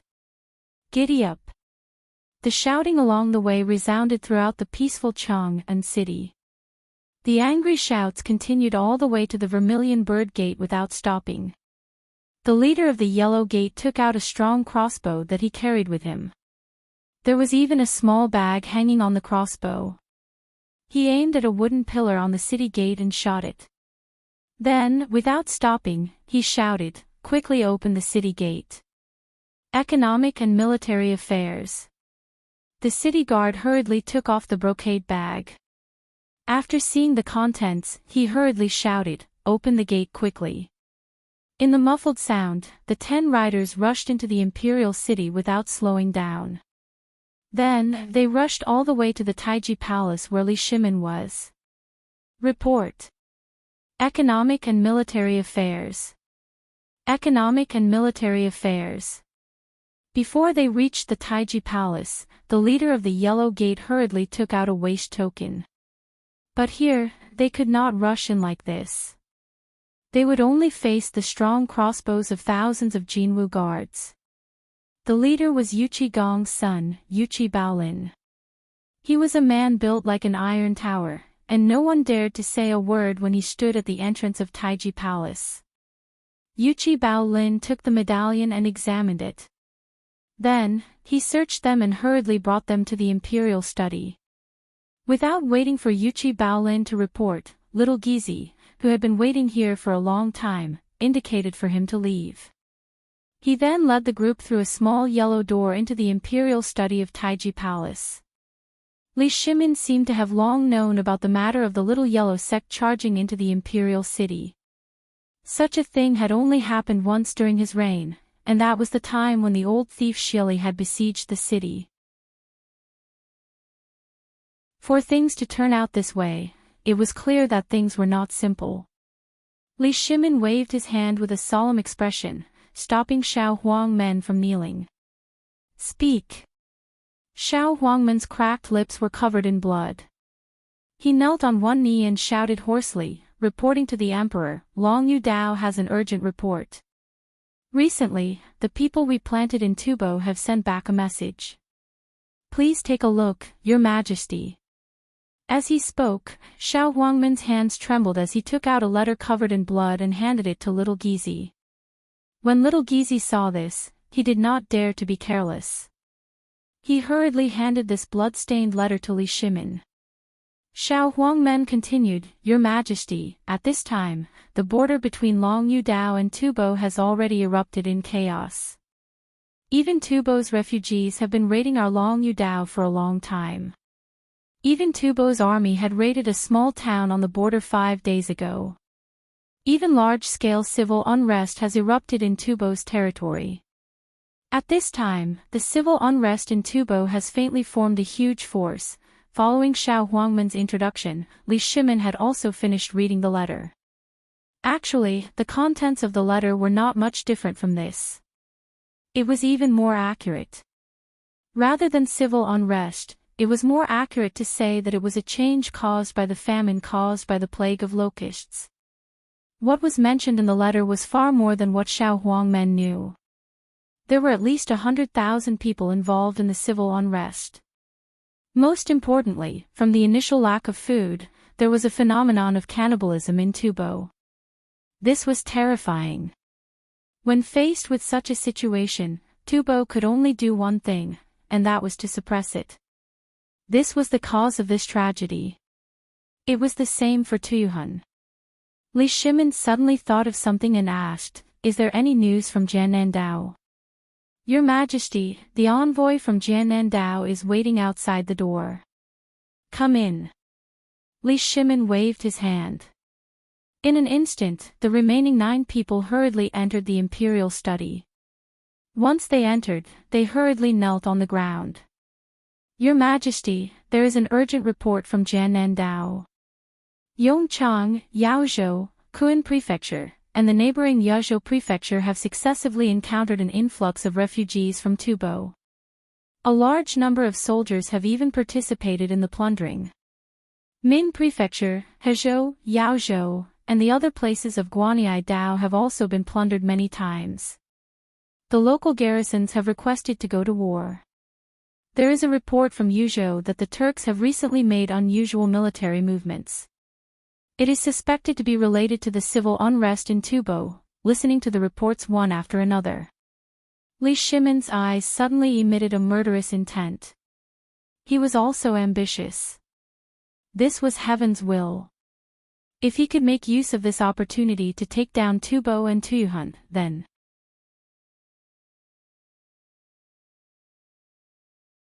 Chapter 636. Li Shimin had long wanted to take action against Tubo, an uncertain factor. But because of some things, Li Shimin could only put it aside for the time being. But now, this was God's will. Did God want him to subdue Tubo? Thinking of this, Li Shimin waved his hand and interrupted everyone. Present all the memorials. I'll decide on the specific matters after tomorrow's court meeting.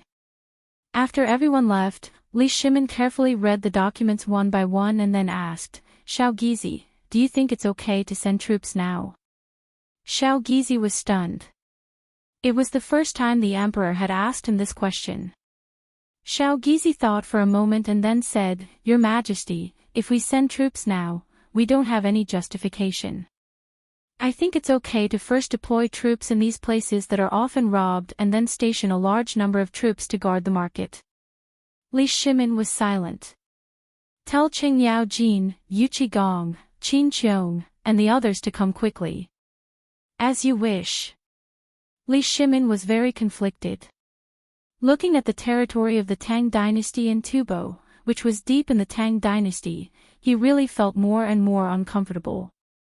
If he could take this opportunity to directly eradicate Tubo, it would definitely be a magnificent feat that would make him famous for 100 generations. Didn't the old stubborn people in the court say that he didn't have any great achievements during his reign? If he took down Tubo, just as Li Shimin was getting more and more excited and wished that he could directly lead the troops to kill Tubo, Yu Qigong and Qing Yaojin walked into the imperial study with Qin Qiong, who was relatively smaller than them.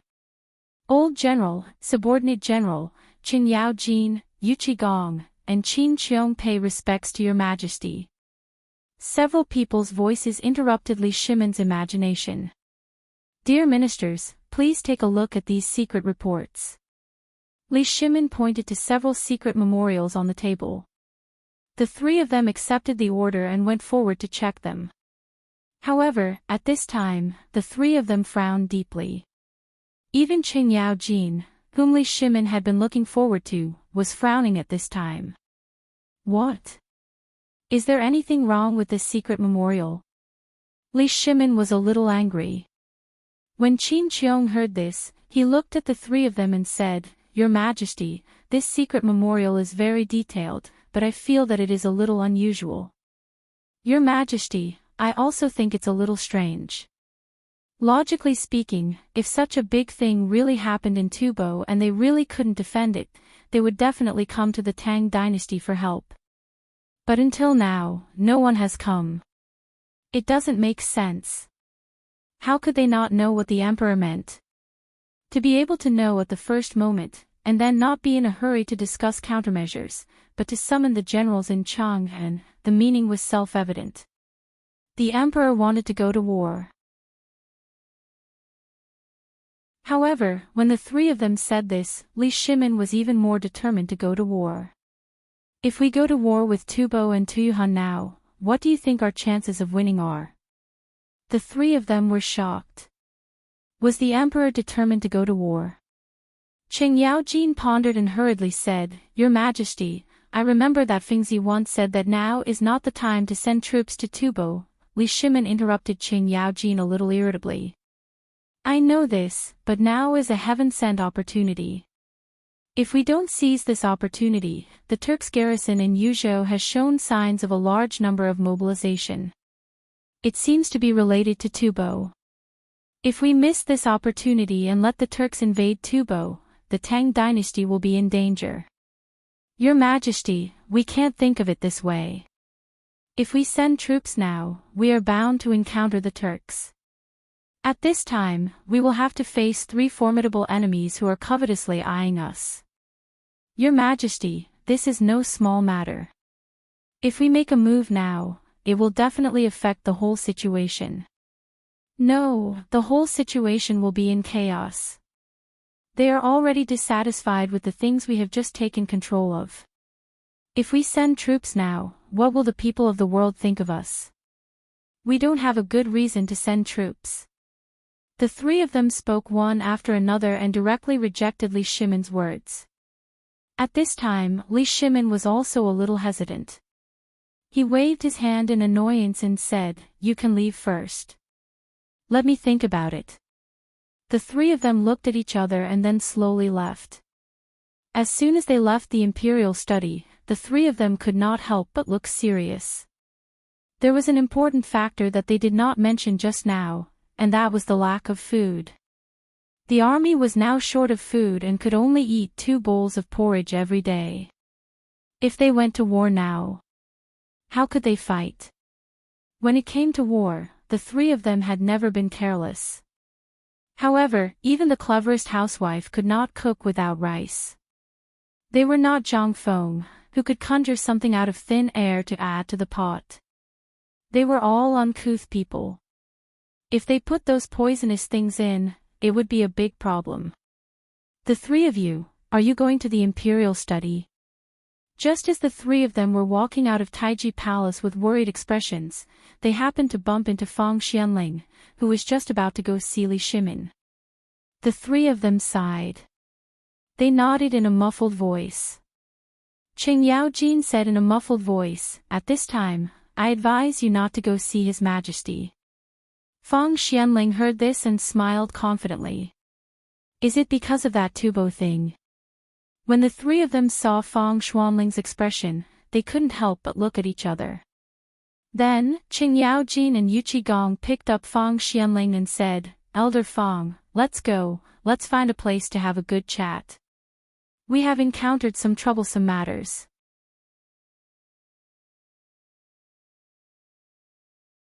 Chapter 637. Between the Taiji Palace and the political announcement hall, there was a barbican.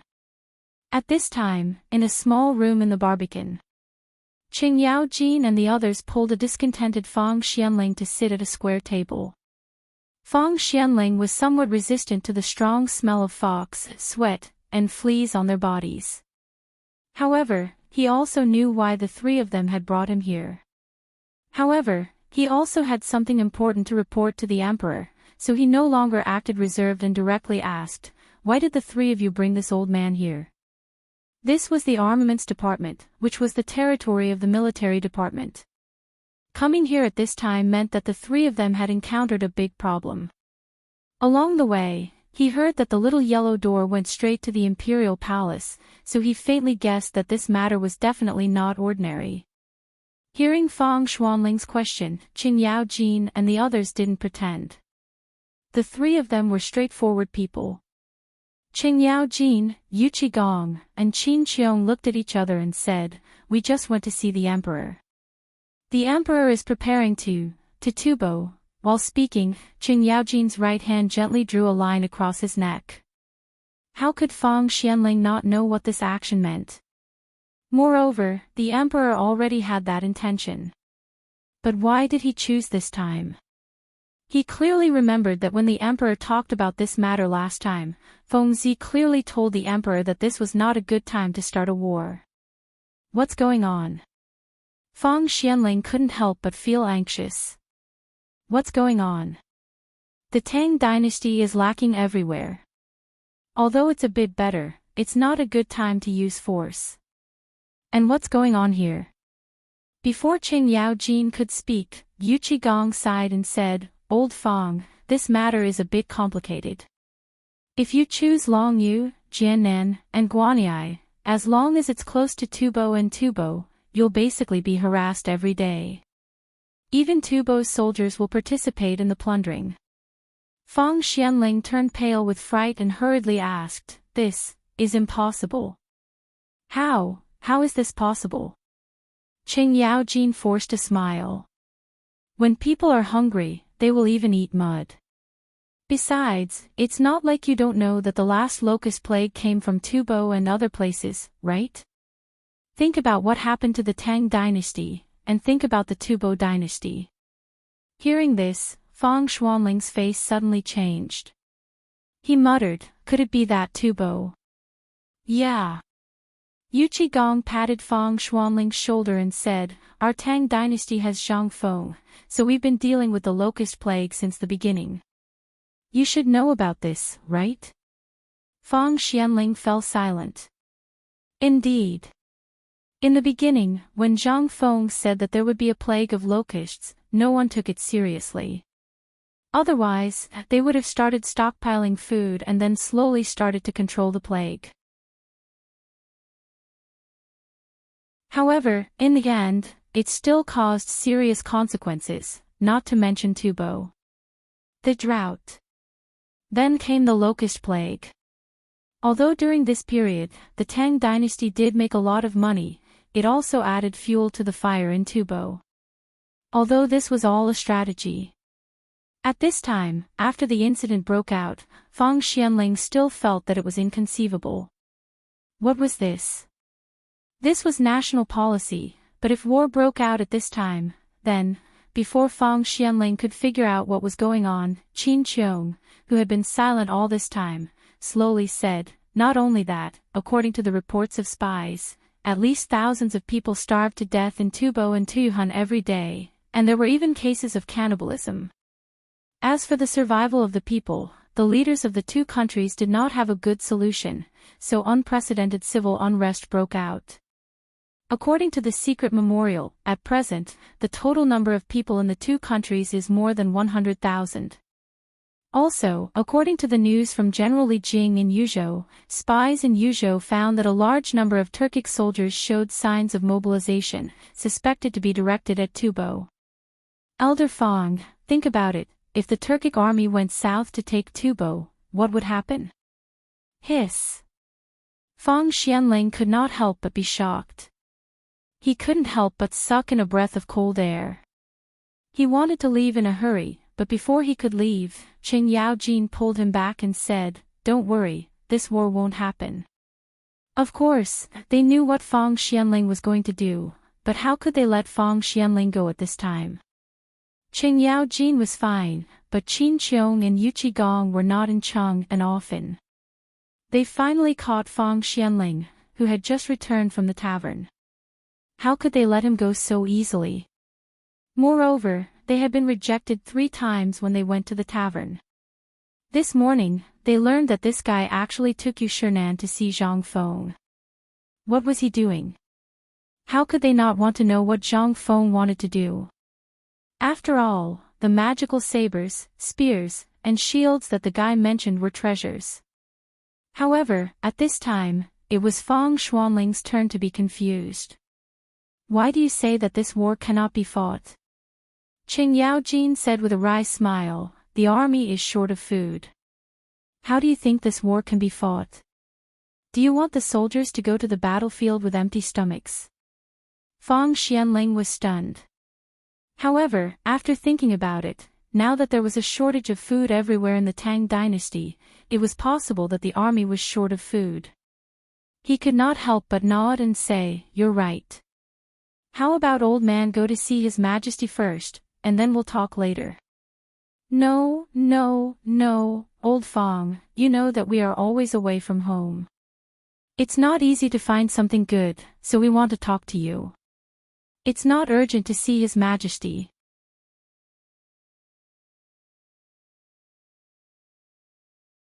Chapter 638. Yu Qigong rubbed his hands and pressed Fang Xianling onto the bench. Actually, we have to start with Zhang Feng. I heard that he has an invulnerable shield and an invincible spear. I also heard that this kid established an academy in that godforsaken place, Shao Mountain. Fang Xianling didn't know what these 3 uncouth men wanted to do, so he nodded suspiciously. That's true. Then do you know if that kid is making those things? Fang Xianling shook his head. You know that houses are being built in Shao Mountain. How could he have time to do that? Moreover, if brother you didn't go there today, that kid might not have told us how to make an invulnerable shield and that magical teaching philosophy. Yu Qigong couldn't help but be curious. He had also heard of the teaching philosophy that Zhang Feng had spread out before. It was just that he had forcefully applied all the things that were common among the people. Was this magical? Yu Qigong couldn't help but ask, isn't it just some little tricks? Is it worth it? Little tricks. Fang Xianling glanced at Yu Qigong and said, if I told you that Feng Zi has a set of military knowledge that would make you jealous, would you believe me? Military knowledge. The 3 of them weren't interested in other things. After all, they were in the army. However, they couldn't help but be attracted by the word military knowledge. Moreover, it was a magical military knowledge. The three of them asked again in unison, what kind of military knowledge? Isn't it just training soldiers, studying sand tables, and then familiarizing yourself with military books? Feng Xianling shook his head with a look of disdain. He rolled his wrinkled eyelids and said, vulgar. Do you think this academy is just a drill ground? Forget it. Since we're all officials in the same court, Old Man will tell you about Zhang Feng's military knowledge today. The military knowledge that Zhang Feng talked about, in his own words, is that if he can only teach those boorish soldiers, then his academy should close down. Because those people don't deserve to go to his academy. Qing Yaojin's eyes flashed. He suddenly thought of something that Qing Chumo had told him when he went back. It was about heavy cavalry, light cavalry, and assassins. Could it be, this kid was going to do this? Yu Qigong and Qin Qiong, who didn't know this, were confused.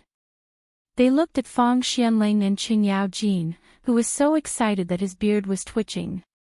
And asked, Old Hey, do you know something? What is this kid doing? Didn't he say he wanted to open an academy? What are you doing? Why are you doing this now? Feng Xianling knew that Qing Yaojin remembered something. He didn't say anything, and only looked at the three with a smile that wasn't a smile. Feng Xianling felt a sense of satisfaction that he had never felt before. At this moment, he finally understood why Zhang Feng liked to speak like this every time. It was simply too satisfying. Qing Yaojin really didn't want to tell this to these two. Otherwise, with their temper, wouldn't they tear apart Zhang Feng's skinny body? However, he couldn't stop the two of them from pulling at each other, so he said in a muffled voice, I heard my Chumo say before that Feng Zi wants to turn Chumo into a heavy cavalry. I want to pass through tens of thousands of troops, and no one can stop me. Feng Xianling looked at Qing Yaojin with some surprise. This guy actually knew how to argue. But after thinking about it, he understood. It must have been Du Go and the others. Otherwise, with his temper, he wouldn't be surnamed Qing if he could say something good. But that wasn't important. From Yu Qigong and Qin Qiong's open mouths, it could be seen that these two were the most shocked. But Qing Yaojin didn't intend to let it go. Instead, he patted the two's shoulders worriedly. Originally, this was too shocking. I didn't want to tell you because I was afraid you'd be scared to death. But since you insist, then I won't pretend anymore. I'll tell you everything. Feng Xuanling's mouth twitched. But he still suppressed the disgust in his heart. He also wanted to see the expressions of these two war gods when they heard the last part. Presumably, that would be the real satisfaction. Yu Qigong was obviously shocked. He was so excited that his voice trembled. And then, Old Hey, you mother asterisk cur, hurry up and say it. Do you believe that Lao Tzu won't beat you up if you keep being so wishy-washy? Qing Yaojin spread his hands and pretended to be in a difficult position. But when he saw that the two were clenching their fists, he hurriedly said, Good friends, you know that Jiang Xuan's son, right? That guy likes to pretend to be Zhao Zilong all day long. Feng Zi wants to train him to be a light cavalry that doesn't leave a trace for thousands of miles, and the kind that's as fast as lightning. Especially Wei Zhang's son, Wei Shuyu, that bastard. Do you know what Feng Zi wants him to do? Mother asterisk cur, say it. Do you want to be beaten up? And then, Yu Qigong and Qin Qiong couldn't sit still anymore. Zhao Zilong. Who was that? That was the war god of a generation. Those two pieces of news were like two muffled thunder that kept ringing in their minds. And now, this bastard actually said that there was more. And it was Wei Zhang's son. Heavens! Aren't you a little too much? That Wei Zhang is fair and clean, but his son is stubborn. To think that my two sons, Yu Qigong, have always been cautious and conscientious. Why can't they do it? Why is it the two of them?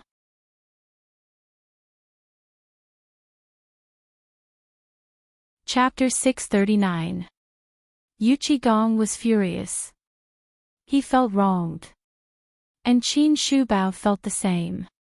But just when their nerves reached the limit, Qin Yaojin said slowly, Zhang Feng wants the boy from the Wei family to be an assassin, someone even better than Jing Ku.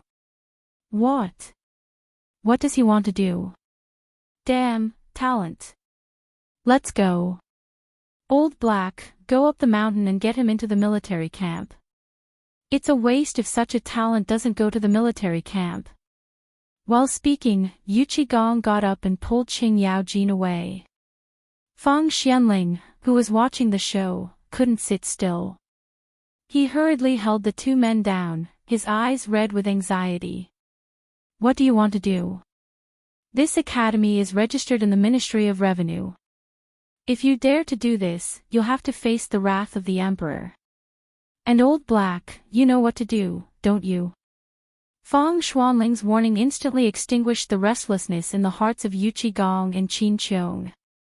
They anxiously pulled their hair. Talent. This was a talent. 100 years.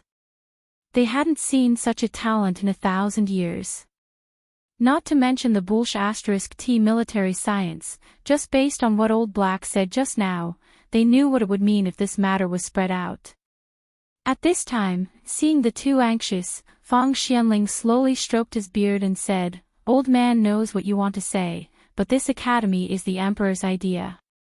You should know how important this academy is to the Emperor. And the reason why Chang and City is what it is today is because of Fengzi's own money. He distributed 20,000 dawn of grain on this deserted mountain, so that the grain shortage in Chang and City could be controlled. Yuchi Gong was stunned. He knew about this.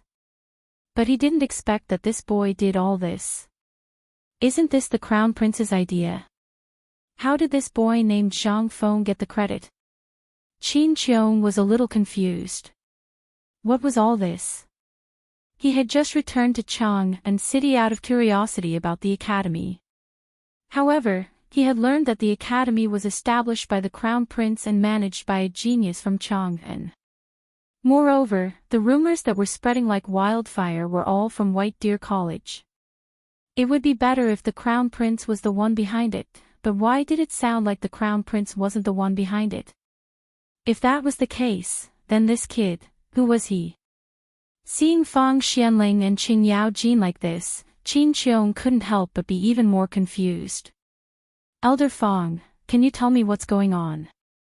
This kid called Zhang Feng, is he really so miraculous? Magical? Let Lao Tzu tell you. Are all the soldiers in your camp eating fine salt now? Qin Qiong didn't know what Qing Yaojin wanted to say, but he still nodded subconsciously. Yes. That's right, what do you think of this thing? Qing Yaojin knocked on the table. Old Hey, if you have anything to say, just say it. Why are you blabbering here? You're acting like a woman. What's wrong with this fine salt? That's right, I use this thing to brush my teeth every day. Don't tell me you're the one who made this thing. Yuchi Gong was also furious. He wasn't a good-tempered person to begin with. He couldn't stand being watched by Fang Xianling and Qing Yaojin. Seeing that he was scared, Qing Yaojin looked at him with disdain. Vulgar. Fine, I won't tease you anymore. This salt was created by Zhang Feng. Also, didn't you keep thinking about the method to deal with the Tubo Turks and the other countries? Who came up with it? Yuchi Gong's eyes widened. Are you going to say that this was all created by that bastard? Qing Yaojin nodded in front of Yuchi Gong's shocked eyes. Yuchi Gong only felt waves of pain in his head. His head hurt. It hurt a lot. Damn it, how could such a talent be wasted like this? No, he had to get this kid in his hands. Otherwise, he wouldn't be able to sleep well. Yuchi Gong felt as if a piece of his flesh had been bitten off. He had only heard about the weapons and shields in the past, but what about now? The salt and the schemes were all created by this brat. How could the impenetrable shield and the spear be fake? Whoever told him that these were fake, he would definitely break that person's third leg. At this time, Qin Qiong was the same as Yu Qigong. This time, they came back because of the lack of food in the military camp. On the other hand, it was because of this impenetrable shield and this miraculous spear. This matter had already become a legend among the upper echelons of the military. At first, everyone just treated it as a rumor. But after meeting Qing Yaojin, he couldn't help but be surprised. This thing was actually real. But now, after hearing what Qing Yaojin and Fang Xianling said, he felt terrible. This was real. This was all real. It seemed that this time, no matter how big the riot at the border was, even if the Tubo and the Turks' allied forces were, as long as he had this shield and spear, he would not be afraid. What was there to be afraid of?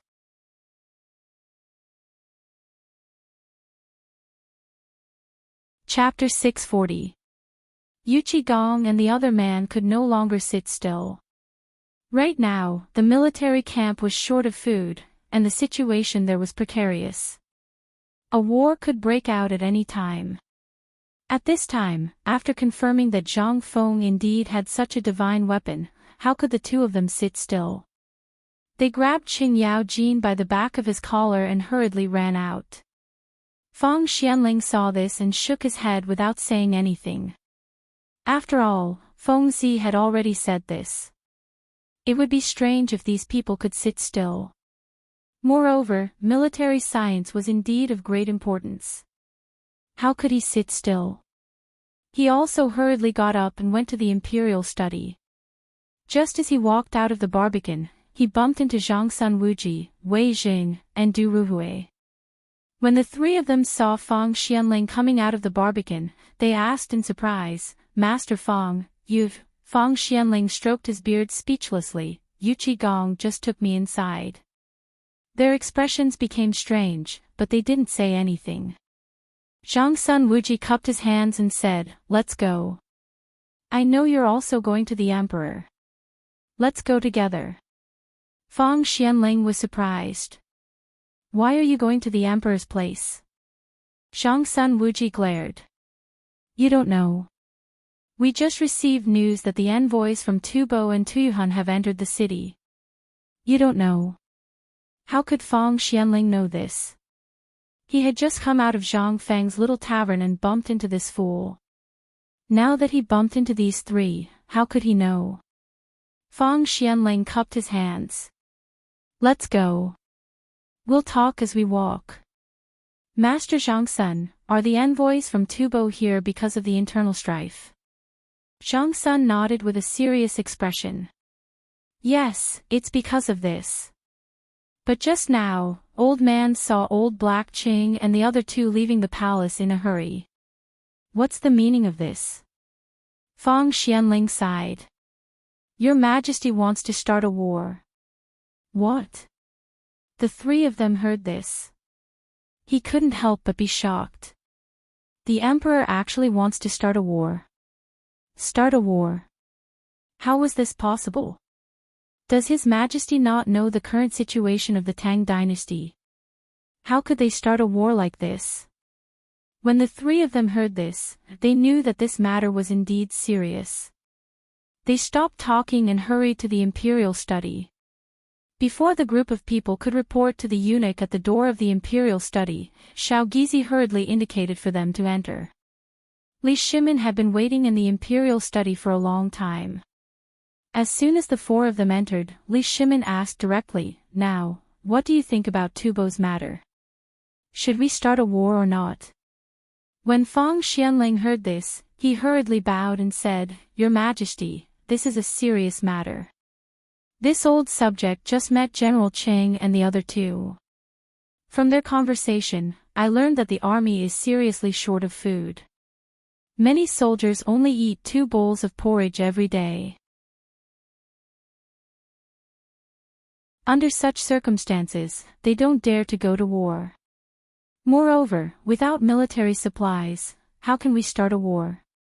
Besides, if we force ourselves to go to war, it will inevitably lead to a strong counterattack from the Tuyuhun, the Turks, and even India.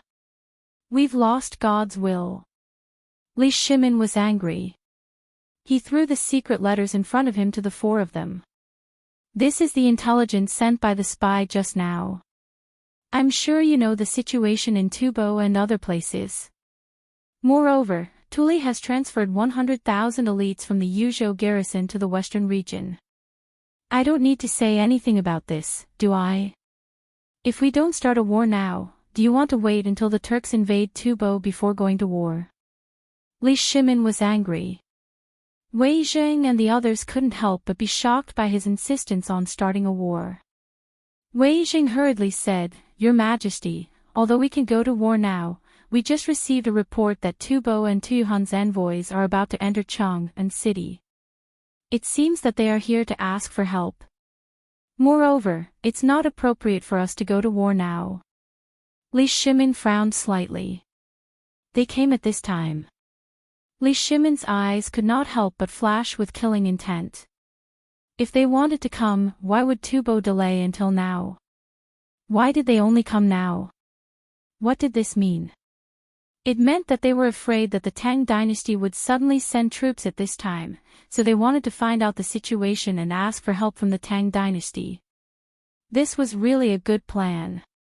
At this time, Li Shimin's desire to start a war was slightly weakened. It would be better if Tubo didn't send people, but now that they came, he couldn't help but have some concerns.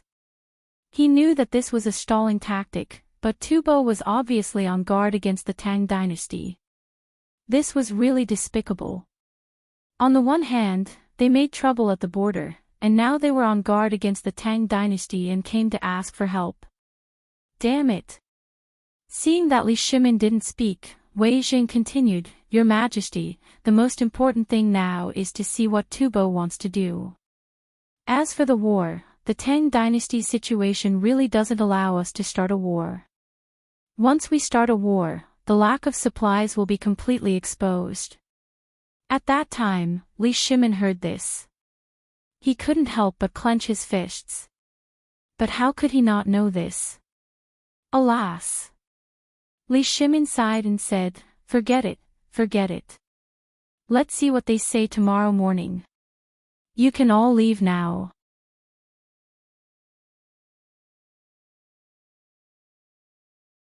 Chapter 641. Dong. When the clock struck the third time at 5:00, the clock slowly rang. A sharp and cold voice sounded in the political announcement hall. The Emperor has arrived. As the voice fell, the officials hurriedly bowed and shouted in unison. Welcome, Your Majesty. Under everyone's surprised gaze, Li Shimin slowly walked up the 8-step stairway to heaven. He sat on the dragon throne and waved his hand indifferently. At this moment, Li Shimin's condition was not good. After all, no one would be in a good mood after a night without sleep, let alone Li Shimin, who was about to be removed from his heart. Li Shimin's red eyes swept around indifferently. Then, he said indifferently, Do you have a report to present today? Your Majesty, this old official has a report to present. The moment Li Shimin's voice fell, Wei Zheng hurriedly stepped forward. Li Shimin waved his hand. Wei Zheng then said, Your Majesty, yesterday, the envoy from Tubo, Na Ritu, and the envoy from Tuyuhun, Xia Ku, have already settled down in the Honglu Temple. They are now outside the palace, asking to see Your Majesty. Oh. What are they here for? Your Majesty, do you still remember the drought and the locust plague in Tubo? Because of these two disasters, Tubo is now in the same situation as the Tang Dynasty. They are extremely short of food, and it has become so serious that civil unrest has broken out. Li Shimin pretended to be surprised and looked around at the crowd. The crowd only cared about avoiding Li Shimin's gaze. Li Shimin could not help but secretly despise these people. In the end, Li Shimin swept his gaze over Yuchi Gong and the other two, asking, General Yuchi, is this true? Yuchi Gong reluctantly walked out of the queue and said, "Your Majesty, what Prime Minister Wei said is true. Not only that, General Li Jing of Yuzhou has sent news that Tuli has dispatched 100,000 elites, but his purpose is not pure. According to the news from Long Yu Dao, Longyou's border has often been harassed by Tubo's rebels and soldiers. They are so annoyed that many places in our Tang dynasty have been plundered. Thus, this old general believes that the Turks must have dispatched their troops to take down Tubo." Hearing this, all the ministers in the political announcement hall were shocked. What? The Turks are simply too ambitious. Your Majesty, send the troops. Attack. No. Right now, our Tang dynasty is also extremely short of food. If we send troops now, it will only bring a heavier burden to the people. When all the old ministers heard this, they could not help but burst into an uproar. There was no other way. If the Turks really sent troops to take down Tubo, then wouldn't the Tang dynasty be in imminent danger? If they did not send troops now, then Tubo would definitely not be able to stop the Turks. Because of the Tang dynasty's plan against Tubo, they would lose all their property in Tubo. How could they not be anxious? But once they sent troops, then the consequences, who would dare to think about it? Therefore, at this time, everyone fell into an endless struggle. Li Shimin was annoyed and snorted coldly. In an instant, everyone's discussion came to an abrupt end. Dear ministers, what do you think now? This time, Tubo must have come because of the 100,000 Turks. Do you think we should help them or not? This, Fang Xianling, Du Ruhui, and the others were silent at this time because they already knew the result of this matter, but the emperor was now testing them. He wanted to test the foundation of these old guys. Sure enough, after a while of hesitation, the minister of the Ministry of Work said, "Your Majesty, this matter needs to be discussed again. Our Tang dynasty is suffering from a food shortage at this time, so it's not good to mobilize the troops. Then let me ask you, once the Turks send troops, what should we do?" That person was speechless. At this time, the officials who had prepared some words could not help but swallow back their words. That's right.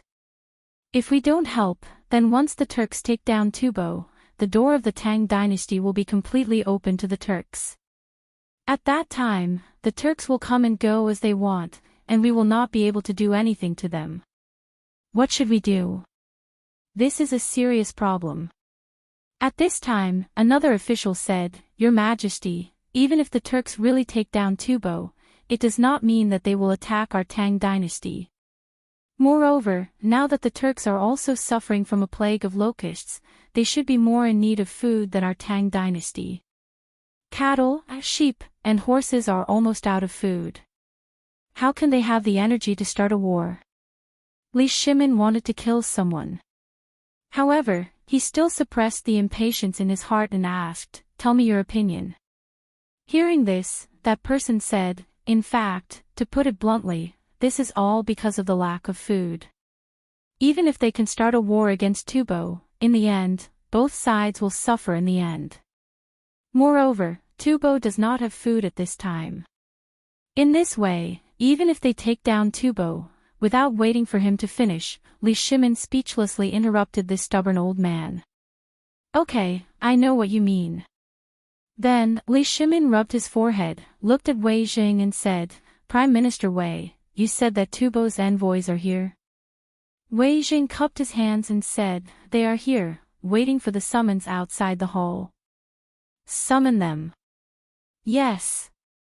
Hearing this, Xiao Gizi waved the whisk in his hand and shouted in a sharp voice, "Summon Tubo's envoys, Na Ri Tu and Tuyuhan's envoys, Zha Ku."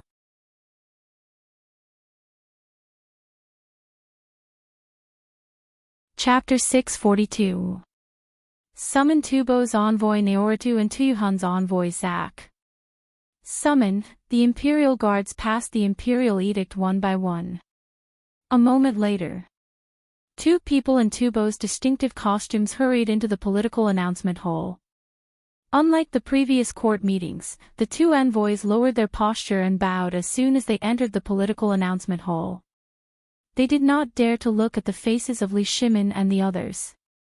After taking 10 steps into the political announcement hall, the two of them stopped and bowed in the etiquette of the Tang dynasty's officials meeting the monarch. They said, "Tubo's envoy Naorutu and Zak pay respects to your majesty Tang emperors." Li Shimin waved his hand faintly as if nothing had happened. "Dispense with the formalities. Come and sit down." As Li Shimin's voice fell, the little eunuch hurriedly brought 2 futons and placed them on both sides of the center of the hall. After the two of them thanked Li Shimin, they sat down with trepidation. "For what reason have the two of you come to my great Tang?" Before the two of them could sit down, Li Shimin's voice made them hurriedly stand up again. Naorutu hurriedly took out a gilded letter of credence from his arms and said, "This is a letter written by Songtsen Gambu to your majesty. I hope your majesty Tang emperors can read it." Zak also hurriedly got up, took out a letter of credence from his arms, and handed it to Xiao Gizi. After a thorough examination of the martial arts, it was presented in front of Li Shimin. Li Shimin did not read the letter of credence immediately, because he knew that the content of the letter of credence was nothing more than inviting the Tang dynasty to send troops and so on. Li Shimin casually put the letter of credence on the desk in front of him, then put his hands on it. Instead, he looked at the two of them and asked, "What brings you here this time?" The two of them looked at each other. Only then did Naorutu say, "Replying to your majesty, Tubo is in great trouble this time, so my king sent this humble subject to ask for help from the Tang emperors. I hope that your majesty can give us some help for the sake of our friendship. What kind of disaster did you encounter? If there is a food shortage, then you can go back. When you came to Chang'an, you should have seen that the Tang dynasty is basically the same as Tubo. You want to help? Just you wait." Sure enough, after hearing Li Shimin's words, Naorutu and Zak did not have any reaction. Instead, they were silent for a while before they said, "Your Majesty, we are also aware of the current situation of the Tang dynasty. Therefore, we did not come here to ask for food or anything like that. Instead, we are here to ask your majesty to send troops to suppress the rebellion in the territory for the sake of the diplomatic relations between the two countries."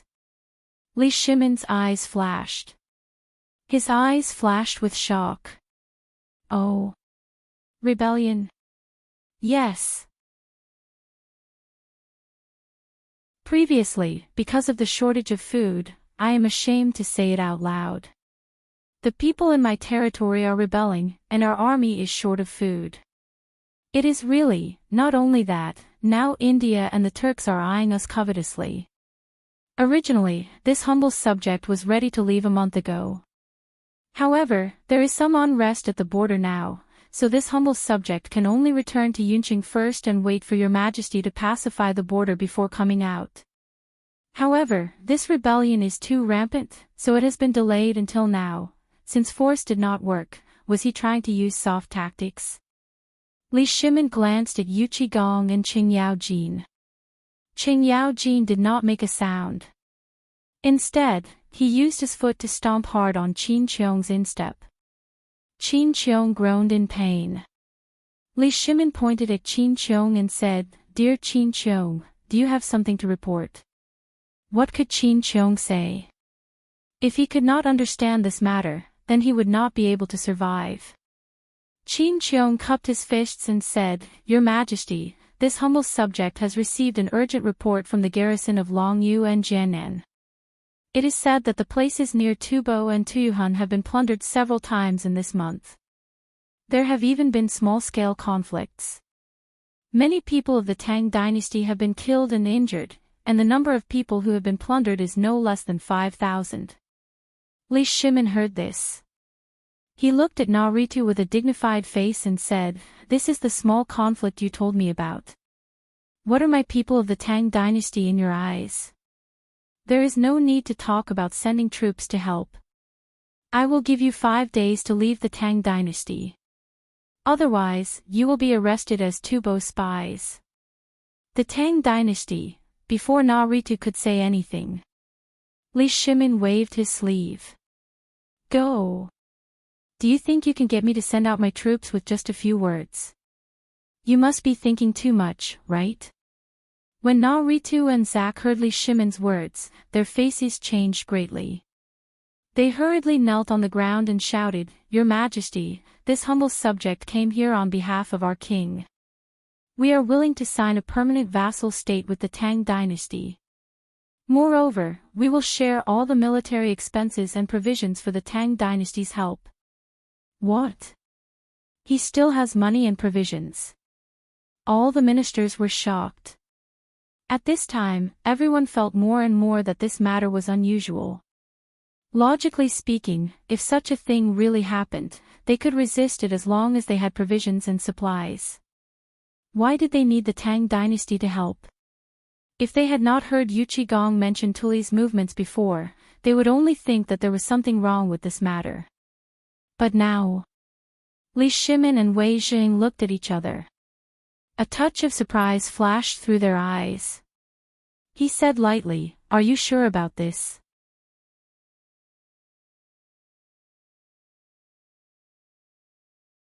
Chapter 643. Naruto didn't understand Li Shimin's meaning and nodded. This matter is written in the letter of credence. Li Shimin glanced at Naruto with a faint smile, then looked at Wei Jing and the others and asked, Dear officials, what do you think? Wei Zheng's eyelids twitched. The emperor's heart is wild again. Does he really want to start a war? Reporting to your majesty, this old subject feels that we still need to discuss this matter. If we rashly send out troops, as the envoy said, India and the other countries are all waiting for us. If our great Tang sends out troops now, wouldn't that be the same as declaring war with India? Du Ruhui and Fang Xianling also hurriedly bowed and said, Your Majesty, please reconsider. Seeing that these people had spoken, the officials in the court also hurriedly shouted, Your Majesty, please reconsider. What a joke. They had a large family and a lot of businesses. At this time, because they had opened up trade with Jinla, Tubo, and other countries, they had more businesses. If they started a war at this time, then, their losses would be really big. They didn't dare to say it before because these important people of the emperor didn't say anything. They didn't dare to be the first ones. But now that they had spoken, what should they do? They also hurriedly dissuaded. Li Shimin heard this and couldn't help but frown. However, he also knew that this matter couldn't be rushed. He waved his hand lightly and said, You can stay in the Honglu temple for the time being.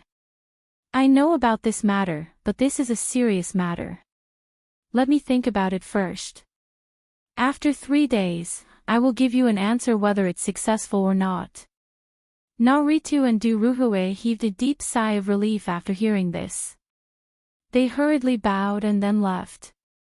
After the two left, Li Shimin also didn't want to continue the morning court. He waved his hand and Xiao Gizi hurriedly said, Court is dismissed. When everyone was slowly walking out, several little eunuchs called Wei Zheng and the others. When they followed the little eunuchs to the imperial study, Li Shimin was standing on the map and looking at it. When they entered the imperial study, Li Shimin pointed to the 2 opened letters of credence on the desk and said, Take a look at these 2 letters of credence first. Hearing this, they picked up the 2 letters of credence and read them. The contents of the letters of credence were more or less the same. They just wanted to submit and ask the Tang Dynasty to send troops to help them to suppress the rebels in their territory and resist the strong enemies who coveted them. As for the last clause mentioned in the map, it was not mentioned in the letter. It only said that if it was possible, the envoys could choose the best one, and it would be considered as their king's permission. What a sly old fox. After they finished reading it, they couldn't help cursing in their hearts. Fortunately, the emperor didn't agree just now. If he did, then, it was this moment of hesitation that allowed them to save a large amount of military supplies. If what they said was true, their soldiers wouldn't have to go hungry anymore. After a quarter of an hour, Li Shimin slowly turned around and looked at the people with different expressions. He first asked Yuchi Gong and the other two, Yuchi, do you three think we should fight this war or help?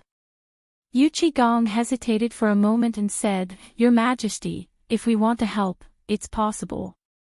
We only need to send 100,000 well-equipped soldiers without provisions. If what they said is true, then we will have at least 100,000 don of provisions left for our army.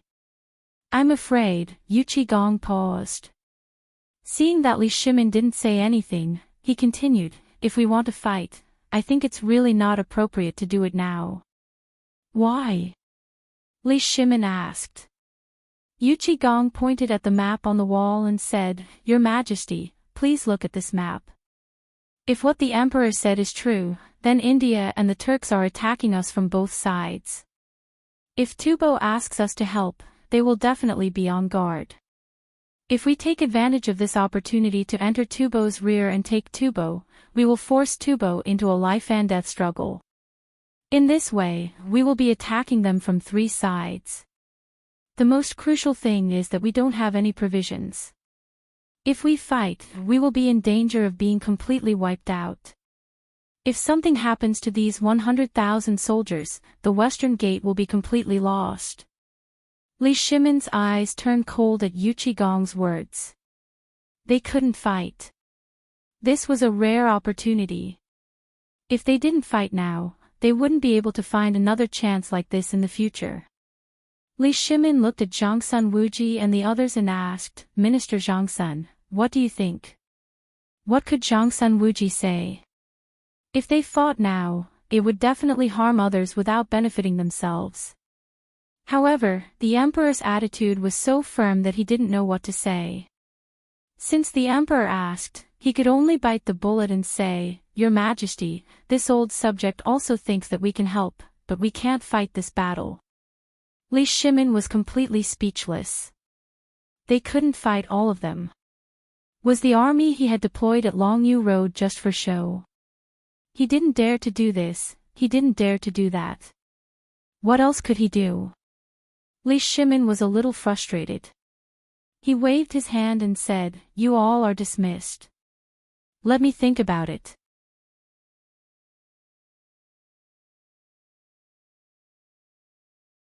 Chapter 644.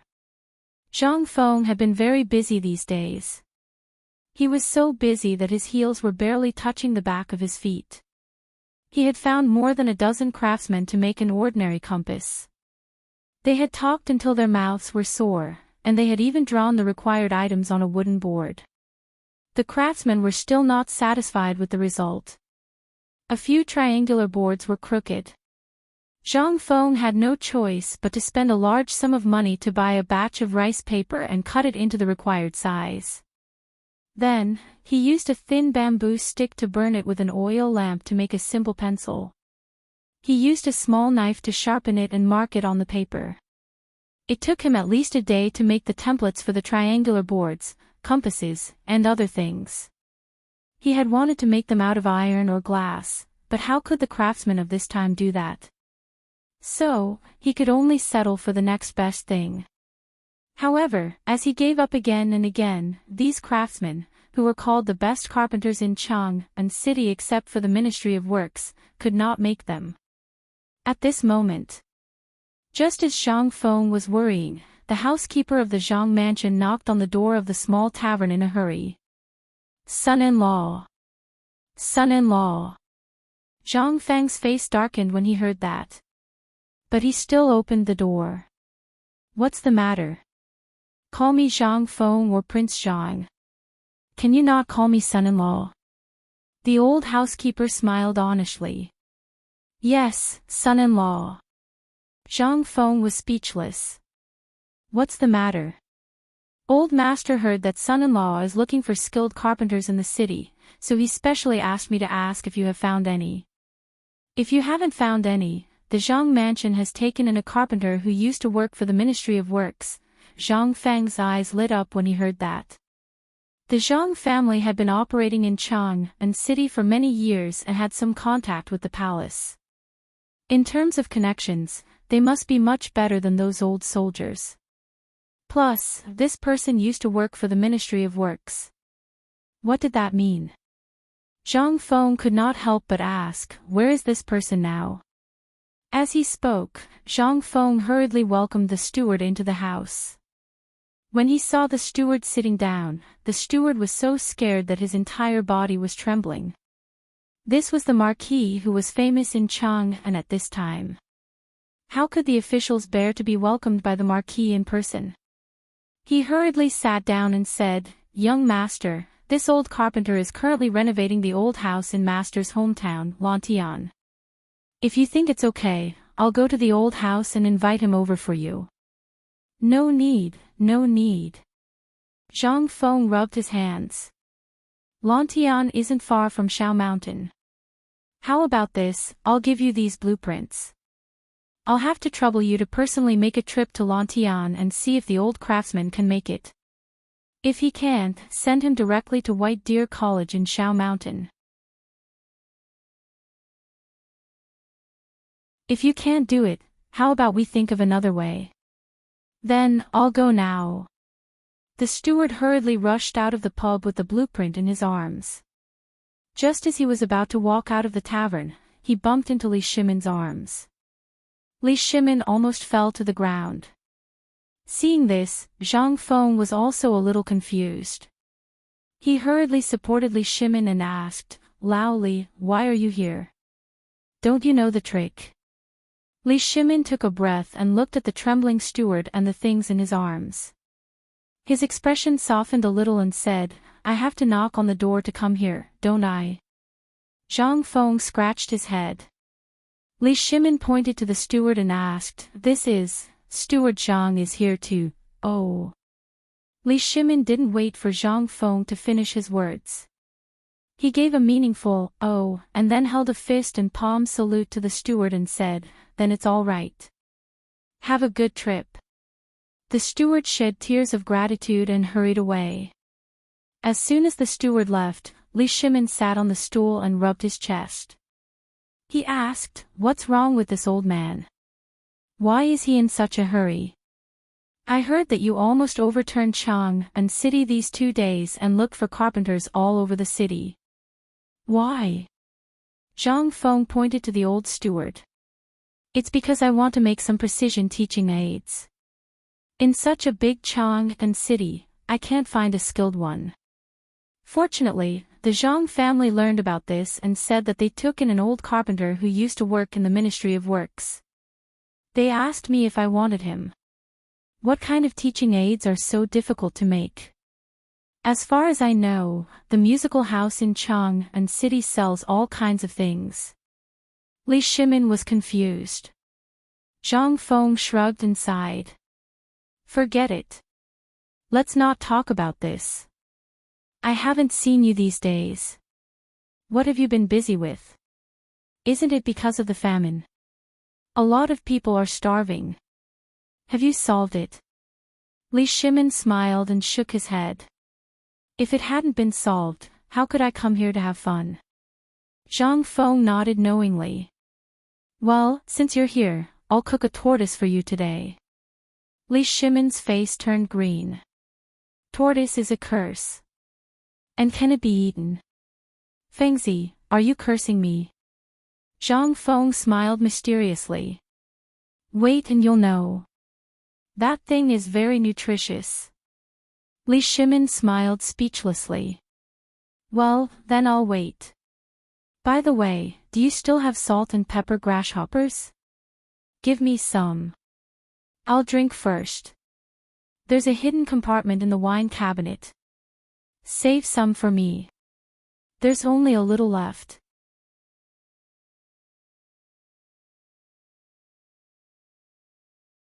Chapter 645. Zhang Feng's tortoise had already been stewing in the pot for a long time. Therefore, it didn't take long for him to prepare 3 dishes and 2 soups in front of Li Shimin. The tempting aroma of the tortoise soup, coupled with the pepper and the taste of a green grass that Li Shimin didn't recognize, instantly made Li Shimin put down the wine bowl in his hand. He picked up the spoon, gently scooped up a spoonful of milky white soup, and took a sip. Instantly, the strong taste opened Li Shimin's taste buds. This time, Li Shimin didn't say a word, which was rare. Zhang Feng could also see that Li Shimin had encountered something, but since Lao Li didn't say anything, he couldn't ask. He could only accompany Li Shimin. After all, he also had a basket of troubles. In the end, the meal was finished. Li Shimin touched his slightly bulging belly, smacked his lips and drank Zhang Feng's unique tea, and said, "Every time I come to your place, I feel that I'm still alive." Zhang Feng smiled. "It seems like you've encountered something again." Sigh. Li Shimin sighed deeply. "Isn't that so? It's all because of the drought." Zhang Feng was stunned. Could it be that it has something to do with the little yellow gate yesterday, and the Tubo envoy? Li Shimin nodded. "You still don't know, right? Because of the food shortage, there's now a civil rebellion in Tubo, which even lasted from Tuyuhan all the way to Tubo. I heard that the envoy brought news yesterday that as long as the Tang Dynasty is near Tubo, it's been looted. You also know that after I started working with Zhenla here, the focus of my business is basically in Tubo. This time, I've suffered a great loss." Zhang Feng couldn't help but be a little surprised when he heard this. However, Zhang Feng already had a premonition about this. After all, this rotten idea came from him. At this time, seeing Li Shimin like this, Zhang Feng patted Li Shimin's shoulder and smiled. "I thought it was something big. Isn't this the one?" Li Shimin's eyes almost popped out of their sockets. "This is a small matter. You don't know. Yesterday, I personally went to ask Lord Zhangsun about business matters. Guess what Lord Zhangsun said? According to the Lord Zhangsun, the Tubo's Tuli Khan has mobilized 100,000 elite troops from Yuzhou, while India is also eyeing covetously. The Tubo people are here to ask for help. So what?" Zhang Feng glanced at Li Shimin indifferently, clicked his tongue and said, "For such a small matter, your hair has turned white again. Is it necessary?" Li Shimin was speechless. "I say, Fengzi, you really don't mind watching a show? I heard that the emperor wants to go to war. Why are you still making sarcastic remarks here?" Zhang Feng pursed his lips. "Who did you hear that from?" "Lord Zhangsun." "Then you must have misheard. If you don't believe me, do you dare to make a bet with me? I bet that the emperor will not send troops." Li Shimin was stunned. His eyes flashed and asked, "Do you know that the emperor wants to take the opportunity to completely include Tubo and Tuyuhan into the territory of the Tang Dynasty? And he doesn't want to send troops?" Zhang Feng smiled mysteriously. He clinked his wine bowl with Li Shimin, picked up a golden grasshopper and said, "I'm also talking about this. I can guarantee that as long as the emperor is not crazy, he will never agree to this." "Are you so sure?" Zhang Feng didn't say anything. He just looked at Li Shimin with a smile. Li Shimin couldn't help but frown slightly. "Why?" Zhang Feng was speechless. "You don't understand this. You're still a businessman." Li Shimin's face blushed. "How would I know such a big national issue? I'm a businessman. I only care about my business." Zhang Feng patted the oil and salt in his hand and said, "Well, I'll give you a lesson today. There's a reason why I said that this war won't be fought. Do you remember the way to deal with Tubo that I told you before?" Li Shimin thought for a while. In the end, he shook his head. He really didn't know about this matter. He should have heard about it because he vaguely remembered that Zhang Feng seemed to have said it. But he was too busy and forgot about it. Li Shimin couldn't help but ask, "I'd like to hear the details. It seems that you really forgot about it." Zhang Feng sighed and continued, "Do you remember what I said when Tubo came to ask for a water wheel last time?" Hearing this, Li Shimin instantly remembered what happened last time. He nodded and said, I remember, but this time is different. The Tang Dynasty is on the side of the right time and the right place. Can you guarantee that the Emperor won't send troops? And the Turks have this idea. If the Turks take advantage of the situation and invade, won't the door of the Tang Dynasty be completely open? Zhang Feng smiled. You don't understand this, do you? When I said that we won't fight, I didn't mean that we won't help Tubo withstand the firepower. Let me ask you, if you want to buy a house and this house has just been burned down, will you buy it? Li Shimin shook his head. That's it. Now Tubo is equivalent to this house that has been burned into a mess in the fire. Now, this person asks you to help him put out the fire. Are you going to buy it at the lowest price at this time? Or are you going to buy it when you help him put out the fire and let him repair it?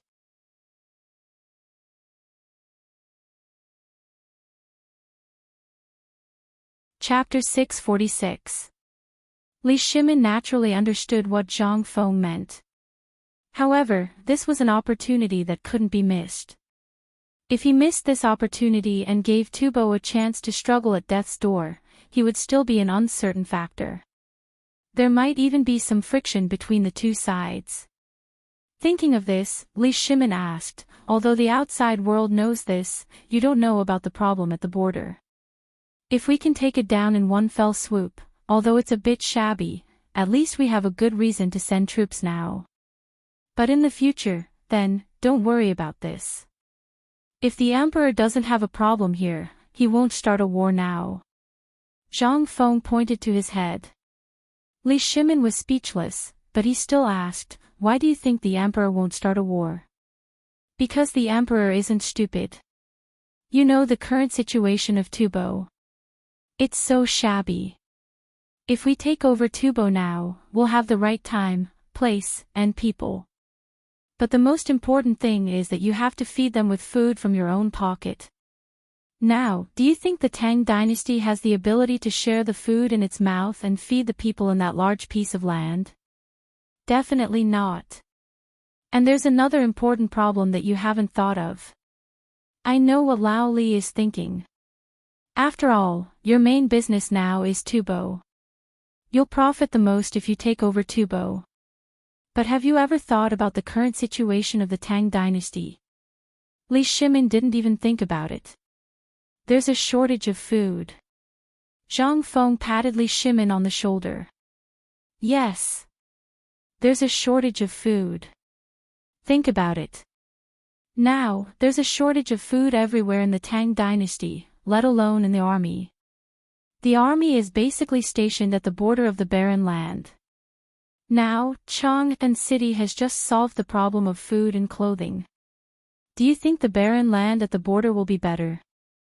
Li Shimin couldn't help but understand. Why would Qing Yaojin, Yu Qigong, and the others, who had always been warlike, retreat at this time? It turned out that they lacked food. However, Li Shimin still couldn't figure it out. He asked, if we miss this opportunity, won't it be difficult for Tubo to fight again? After all, I heard that Tubo is here to pledge allegiance. What is this? Zhang Feng didn't even think about it. After all, there wasn't much in the future except for television. The more he saw, the more he understood.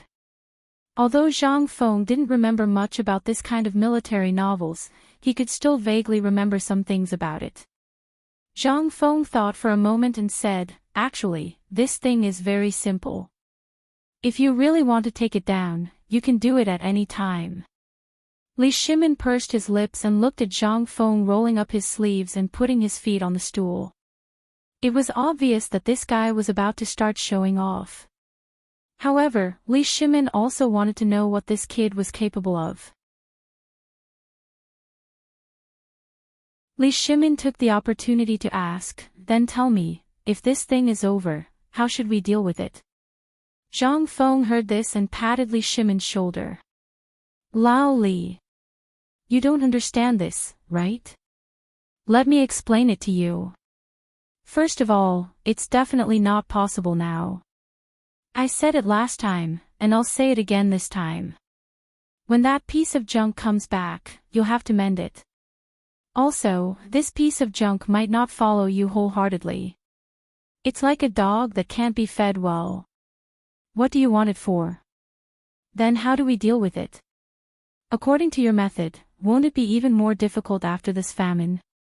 Li Shiming asked in surprise. Yes. Yes. Yes. Zhang Feng smiled slyly. If I say you don't understand this stuff, then you really don't. If you say you don't understand, then why are you still talking here? Isn't it good to do your business properly? Li Shimon's mouth twitched. Isn't it because I don't understand that I have to ask? Otherwise, if there's a big change, won't my business be the first to be affected? When that time comes, I'll be easily affected, and you'll also get less money, right? Also, you need money everywhere now. Li Shimon's words poked Zhang Feng's sore spot. Zhang Feng couldn't help but sigh. Look at you, why are you talking about this stuff out of the blue? Zhang Feng waved his hand and said, let's not talk about this first. As long as I'm here, you'll be like the turtle in the pot, eating a weight, and you'll be safe. Li Shimon suspected that Zhang Feng was scolding him again, but he still couldn't find any evidence. At this time, Zhang Feng continued, actually, to put it bluntly, it's just that the Tang Dynasty isn't strong enough. Look, from the current situation around the Tang Dynasty, you can see this point. The Goguryeo in the north, the Shui in the east, the Japanese pirates, the Turks, and so on are all hidden dangers. Now, there's also India. But these are all small problems, and the most important thing is still that dashi. Dashi? Li Shimon was dumbfounded. What does this have to do with dashi? Zhang Feng stared and said with a faint smile, it doesn't have anything to do with it, but this is only temporary. After the meridians of the western regions are opened, the reputation of the Tang Dynasty will spread far and wide. This dashi, which is on par with the Tang Dynasty, will come to touch the Tang Dynasty.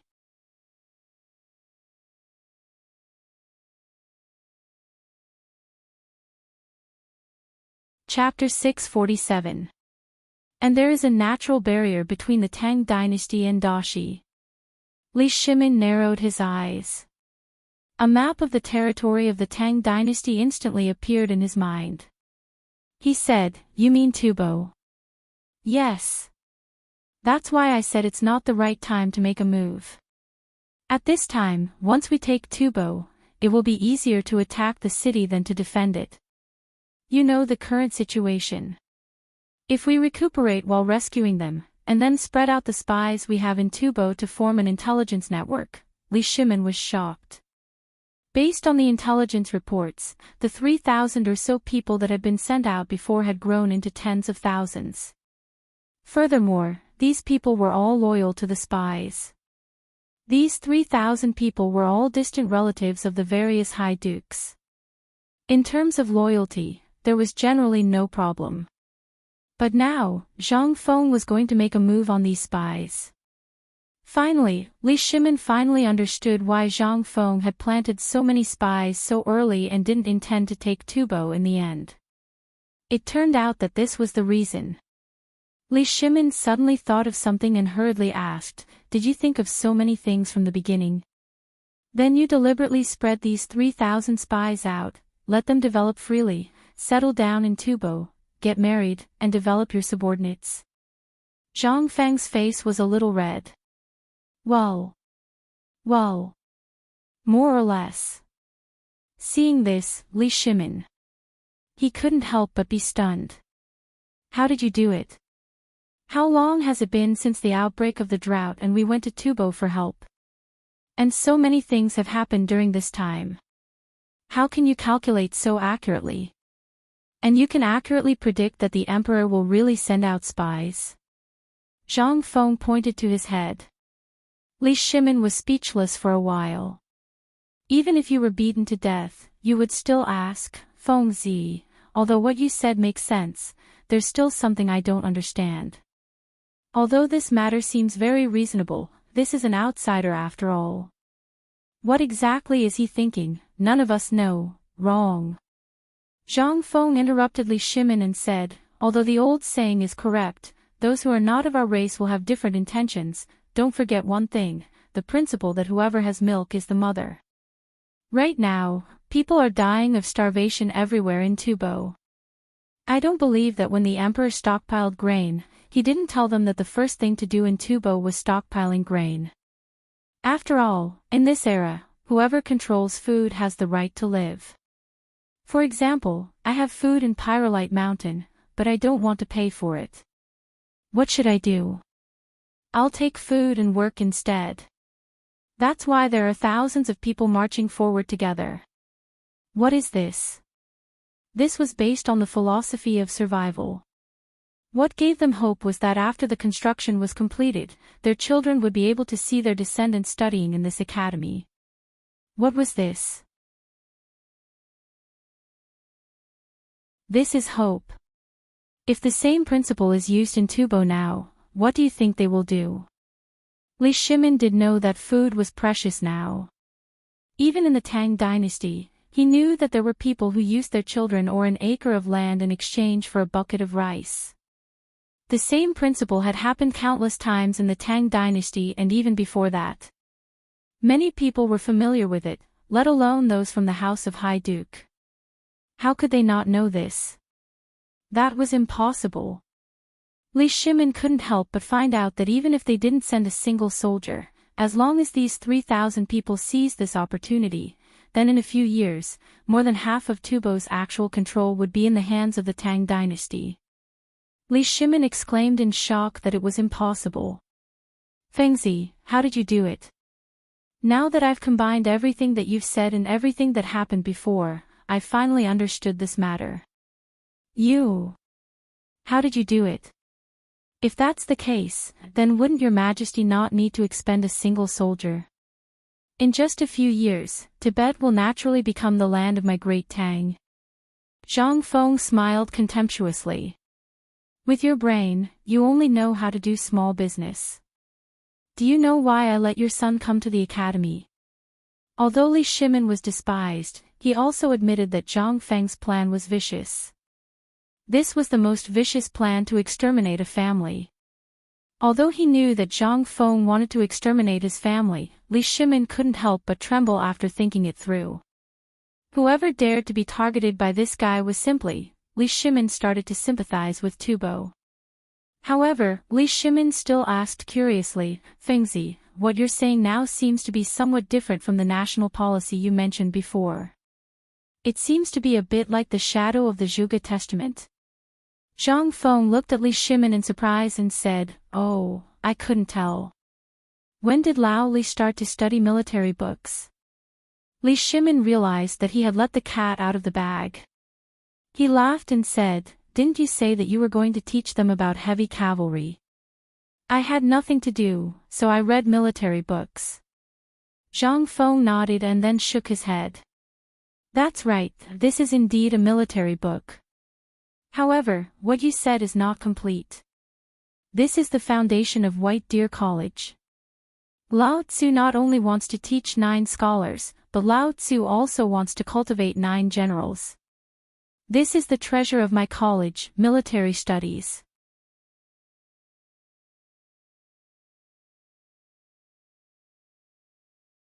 Chapter 648.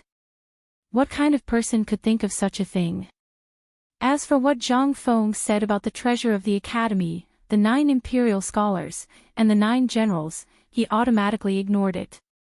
This kid just liked to show off. But he was not sure. After all, what Zhang Feng said just now was too terrifying. Although he admitted that Zhang Feng was talented, how much could Qing Chumo and the others learn? It would be good if they could learn a little. However, he was still deeply attracted by the magical military science. After all, this thing, if he thought carefully, seemed to be able to be combined with Zhang Feng until now, such as the strategy to deal with the Turkic Tubo and the other countries, as well as the plan to devise strategies. Although it seemed to be national policy, it was very similar to this so-called military science. After that, he talked about the 8 waters, fine salt, and other legendary things. In fact, in the end, it was all about careful observation and life that could be done. However, not a single person was able to see through it. This was a little scary.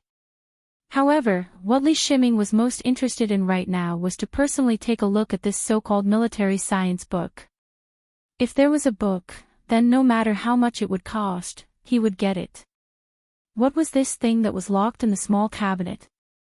This was the heirloom of the Li family. Li Shiming could not help but pour a bowl of wine for Zhang Feng and hand it to Zhang Feng. This scene made Zhang Feng very suspicious. What? Come, Fengzi, let's drink. Although Zhang Feng was suspicious, he still drank a bowl of wine with Li Shiming. When Zhang Feng was almost finished, Li Shiming rubbed his hands and asked, Fengzi, what is this military science you said? Can you tell me? How could Zhang Feng not know what Li Shiming was holding back? Seeing this, he folded his hands and asked, What? Are you going to change careers and join the army? You're already so old. Even though we're partners in the academy, I still won't accept you. If news of this were to spread out, saying that I, Zhang Feng, accepted a good brother, a good elder brother, to come to the White Deer Academy to learn, wouldn't my backbone be broken? Well, no, I just want to hear it. Isn't it because I have nothing to do after drinking? Let's just take it as a toast. Moreover, giving pointers to the world and drinking together, what a wonderful thing this is. Zhang Feng heard this and felt that it made a little sense. He smacked his lips and pointed to the kitchen. You want to hear it? There is a pot of braised meat on the stove. Go get it, I am brewing it. Before Zhang Feng finished speaking, Li Shiming got up and rushed into the kitchen. If others were to see this scene, they would be scared out of their wits. The emperor was actually in a small tavern, and in a small tavern in Chang'an City at that, being ordered around by a shopkeeper. Anyone who saw this would definitely think that they were dreaming. However, this was not important to Li Shiming. After all, in this small tavern, he only treated himself as Zhang Feng's elder brother, a good brother. Furthermore, if anyone were to find out about Zhang Feng's godly skills, not to mention getting him to serve a pot of food, even if he had to empty a chamber pot, there would still be people willing to do so. What was this? What Zhang Feng was going to talk about was a type of military knowledge that had never been mentioned in military books.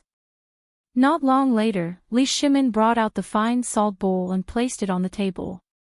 He even placed a large amount of beer and white wine on the table. Then, he sat at the seat closest to Zhang Feng and looked at Zhang Feng. If it weren't for the fact that Zhang Feng's foot was on the stool, he would have wanted to sit beside Zhang Feng.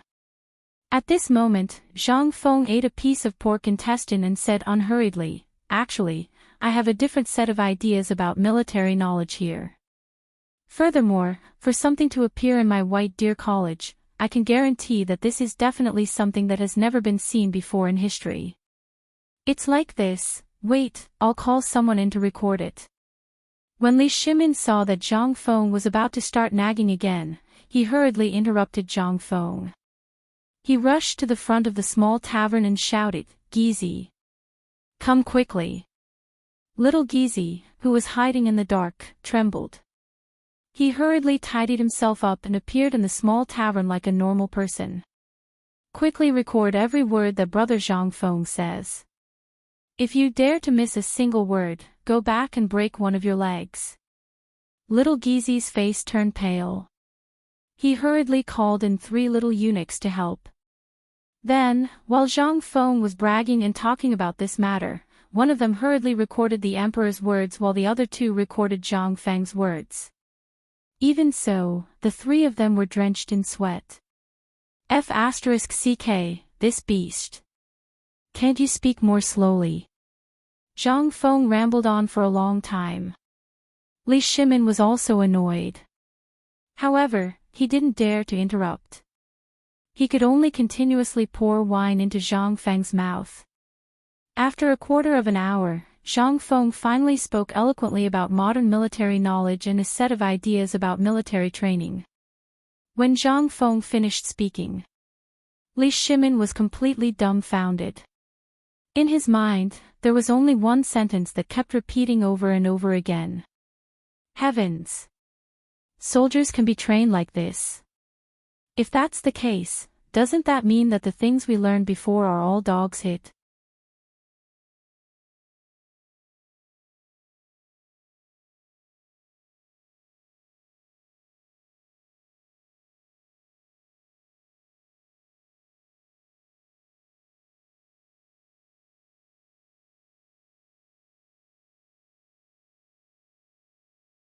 When Yu Qigong's extraordinary height appeared on the street, he instantly attracted everyone's attention.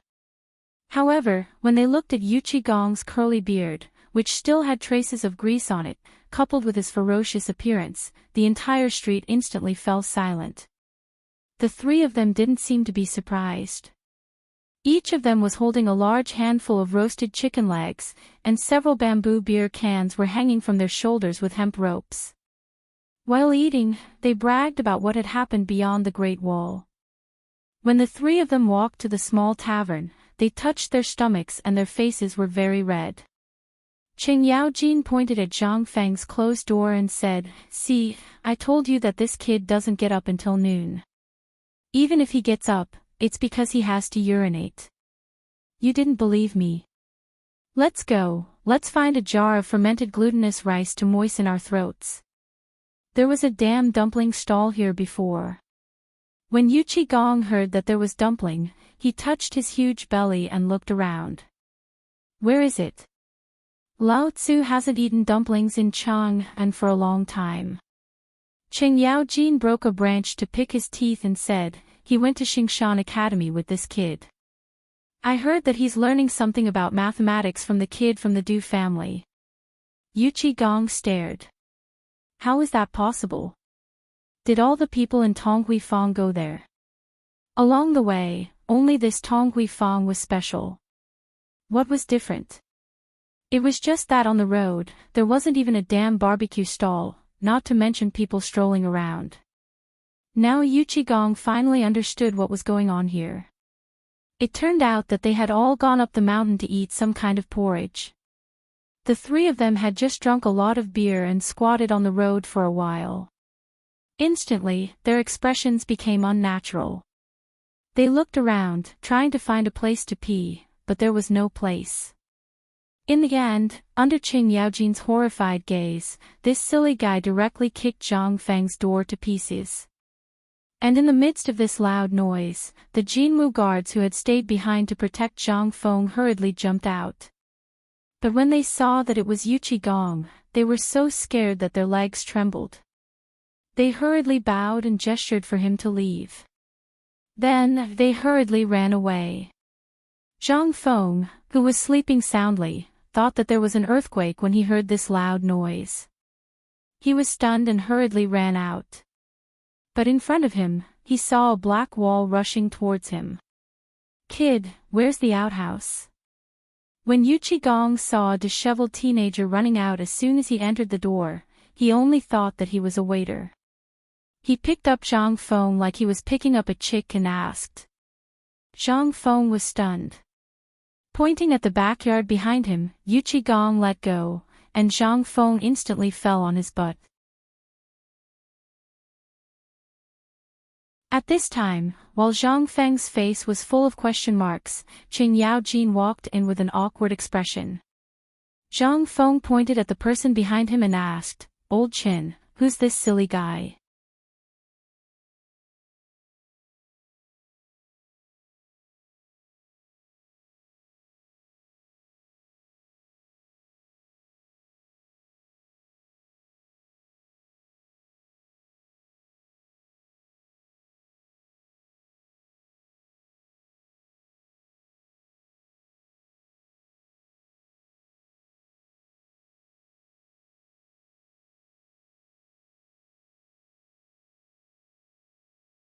Chapter 653. Gong went crazy. He finally connected all the dots in Qin Shubao's words. He had heard of the Chang and Academy. After all, his two sons had been kidnapped by the crown prince. How could he not know? However, they only knew that it was opened by a young man named Zhang Feng, who was only 20 years old. With just 3 poems, he was jointly recommended by Yu Shinan, Chu Suiliang, and the other 3 great scholars to be a great scholar. But why didn't he associate it with this boy? Now that he had offended Zhang Feng, he suddenly felt that his 2 silly sons were going to be in trouble. Gong hurriedly cupped his fists and looked Zhang Feng up and down. He clicked his tongue in wonder and said, "So you're the famous Zhang Feng. No discord, no concord. I was reckless today. Don't worry, in 3 days, a cart of Korean ginseng will be sent here. Take it as my apology. I've heard that Xingshan Academy is marvelous, but as you can see, I don't even know how to read a basket of words, but I've got a book called Han Fizi. Please kindly accept it." Zhang Feng's expression changed. Han Fizi. Since it was Han Fizi. And it was a rare book. In the future, Han Fizi could only be summarized from rumors and words of various dynasties. The real Han Fizi had long disappeared in the long river of history. Although he didn't know if this Han Fizi was Han Fizi's original work, it would be a good sign in the academy. What did the ancient academies compete with? They competed with the talents in high school and the number of books they collected. And what did they compete with in the collection of books? It was these rare books, the only books. This was especially true for rare and one-of-a-kind ancient books from before the Qin dynasty. After all, that was an era that people yearned for, and everything now basically evolved from those works. For example, Sun Tzu's Art of War and so on. Zhang Feng hurriedly said, "Thank you for your gift, old Yu. I'll remember this favor. If you need me in the future, just let me know." Gong couldn't help but be overjoyed when he heard this. Indeed, it proved the old saying that one could not catch the wolf without risking the child. Although he didn't understand Han Fizi, he wasn't stupid. He had already found someone to copy at least 10 copies. As for giving the only copy to Zhang Feng, on the one hand, it was for his son's sake. On the other hand, it was because of him. That was a book on the art of war. Zhang Feng was about to propose a toast, but when he saw the empty table and Qing Yao Jin in the tavern, he slapped his head and said, "I'm sorry for my rudeness. Please take a seat. I'll go and prepare the dishes." As he spoke, Zhang Feng hurriedly took off his robe and went into the kitchen. Wearing this thing was really a hindrance. He really didn't know why the people of this era cared so much about this robe. Within a quarter of an hour.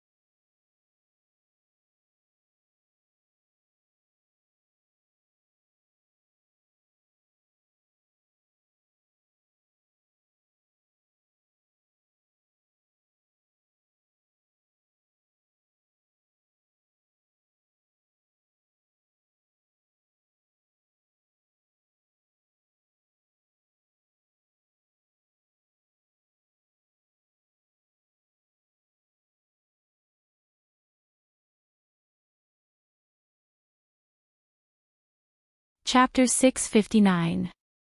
This time, the 3 of them were stunned. That was something that belonged to the quartermaster. How would they know? However, when they thought of Zhang Feng's amazing military knowledge, they could not help but scratch their heads and think hard. After a while, Qin Qiong asked tentatively, Feng Zi, you said that we each have 3,000 people, and you have 5,000 dan of grain.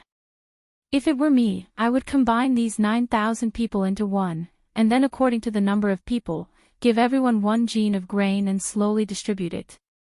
Is that okay? Zhang Feng pursed his lips. That's too slow. Moreover, I'm talking about 3 groups. For example, Wei, Shu, and Wu of the 3 kingdoms. Do you think you can integrate the 3 of them? When Qin Qiong heard this, he could not help but frown. After thinking for a while, he shook his head. Look, Feng Zi, I've thought of something. 5,000 dan of grain is enough. If I were the quartermaster, I would give the grain to each force 1,000 dan. Zhang Feng nodded and motioned for Yu Qigong to continue. However, Yu Qigong was stuck again. He could not divide the remaining 2,000 dan. No matter how he divided it, there would be 1 less person's share. There was no way to divide it. Qing Yao Jin slapped Yu Qigong on the head and said excitedly, I understand. Feng Zi, if it's the 3 kingdoms, the Wei army will definitely be the strongest. 3,000 dan, and the remaining 2,000 dan will be divided equally between Shu and Wu. Wrong. They were all wrong. Zhang Feng looked at the 3 of them with a sinister smile. In the end, he smiled helplessly and said, think about it carefully. When the time comes, come to me when you've thought it through. However, I'm warning you, if I find out that you found someone else to do this, I won't give you the military book. Zhang Feng's words extinguished the excitement in their eyes. The 3 of them had originally planned to solve this problem as soon as they left this place. This damned little bastard was truly a thief. He had directly blocked off their escape route. The 3 of them could only dejectedly leave. As they walked, they pondered about this matter. From time to time, they would quarrel on the street and even fight. Zhang Feng did not care about all of this. Because at this moment, an important person had arrived. Jing Shu. Jing Shu had actually arrived a long time ago. However, she didn't enter the room. Instead, she stood quietly by the door and waited. However, the fragrance that wafted out of her body from time to time had long since alerted the 4 of them. Only then did Yu Qigong and the other 2 hurriedly leave. How could these people not know that a long separation is better than a new love? Zhang Feng looked at Jing Shu, who quietly took off her guzheng and put it on the table. Then she sat opposite him and took off her veil. He said, Miss Jing Shu, long time no see. You've lost weight. Drink less. Zhang Feng choked instantly. He could only laugh foolishly and say, you saw it too. There's nothing I can do. These guys wanted to get me drunk the moment they came. I can't beat them. Jingshu chuckled and said, how was it on the mountain? I heard from the people at Chang and University that you went to look for a carpenter. Zhang Feng nodded. When Jingshu got the confirmation, her originally cold face couldn't help but become more melancholy at this time. Seeing this, Zhang Feng hurriedly explained, well, I didn't mean anything else. I looked for a carpenter for something else. Isn't this pork too musty? I just wanted to solve this problem for him. After all, the Tang Dynasty is short of food now. Prince Zhang, you don't need to explain. Jingshu said lightly, this little girl knows that Prince Zhang is very busy. But when I learned that you have returned to Chang'an, I wanted to come and see you. Since we've met, this little girl will take her leave. Zhang Feng was stunned. He could feel that Jingshu had a lot to say and the worry in her eyes. However, he also understood that now was not the time to talk about this. After all, he had neither fame nor career. As a good young man in the 21st century, how could he dare to marry a beauty before he made a career? The most important thing was, this damn polygamy in the Tang dynasty made him somewhat unable to care about it. Although at the beginning, Zhang Feng had wanted to have a woman on both sides. Which man didn't want to? But when he really saw Jing Shu and Zhang Yuyao, he panicked. His usual wisdom seemed to be stuck. What's more, now he knew that the two women were like sisters, which made Zhang Feng even more difficult to deal with. Looking at Jing Shu's back, he could only sigh. Alas! I can only take one step at a time.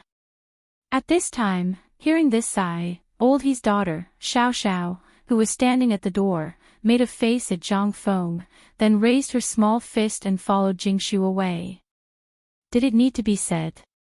Zhang Feng was not a fool. Zhang Feng was a little scared. But in the end, he quickly wrote 2 poems and put them in 2 envelopes. Then, he hurried to catch up with Jing Shu and said, I've been too busy these days. On the mountain, I know what happened on the mountain. Zhang Feng interrupted Jing Shu and solemnly handed the 2 letters in his hand to Jing Shu and said, Miss Jing Shu, please pass on Yuyao's letter on my behalf. Every night when I dream at midnight, I will look at the lights in Chang and city and hear the sound of insects in my ears. It's like the sound of your zither. Jing Shu's face turned red because of Zhang Feng's sudden words of love, especially on the street. Fortunately, her veil was covered at this time, but Jing Shu still hurried away. Only then did Xiao Xiao give Zhang Feng a thumbs up and skipped away.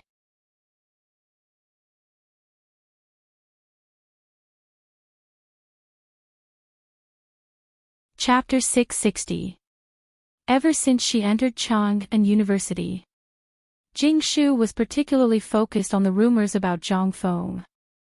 Jing Shu wouldn't let go of even the slightest rumor about Zhang Feng. In the beginning, Jing Shu believed that Zhang Feng had really fulfilled her promise and deciphered the Hygge 18 beats.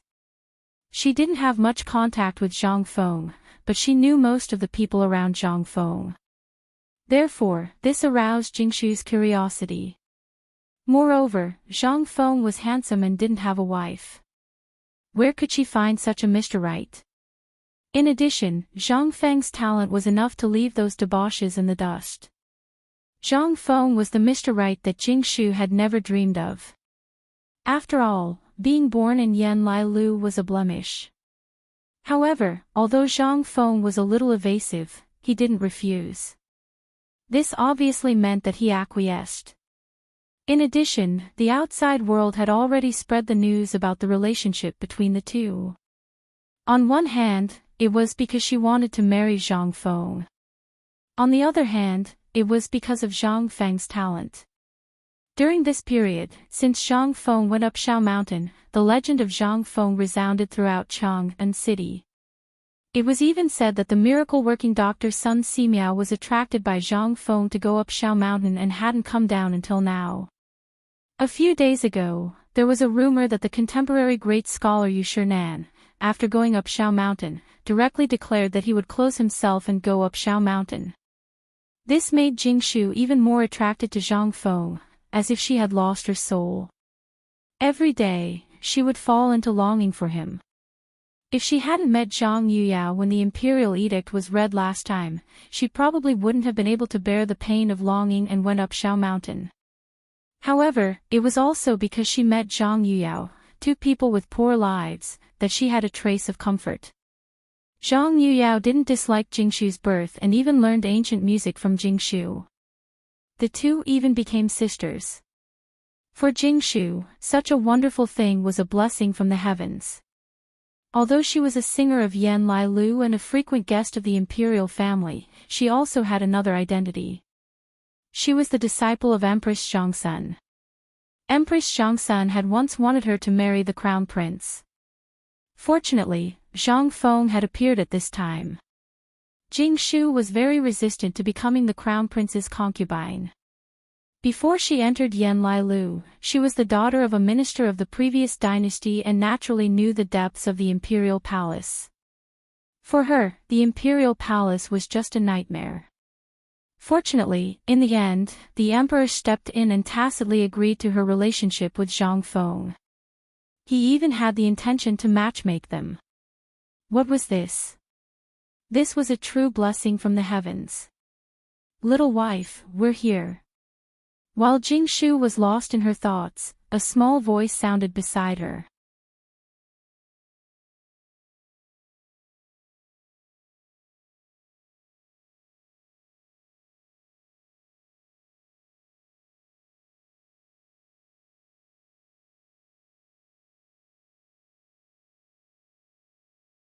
Hearing this, the three of them couldn't help but be surprised. Did the emperor also go to the tavern?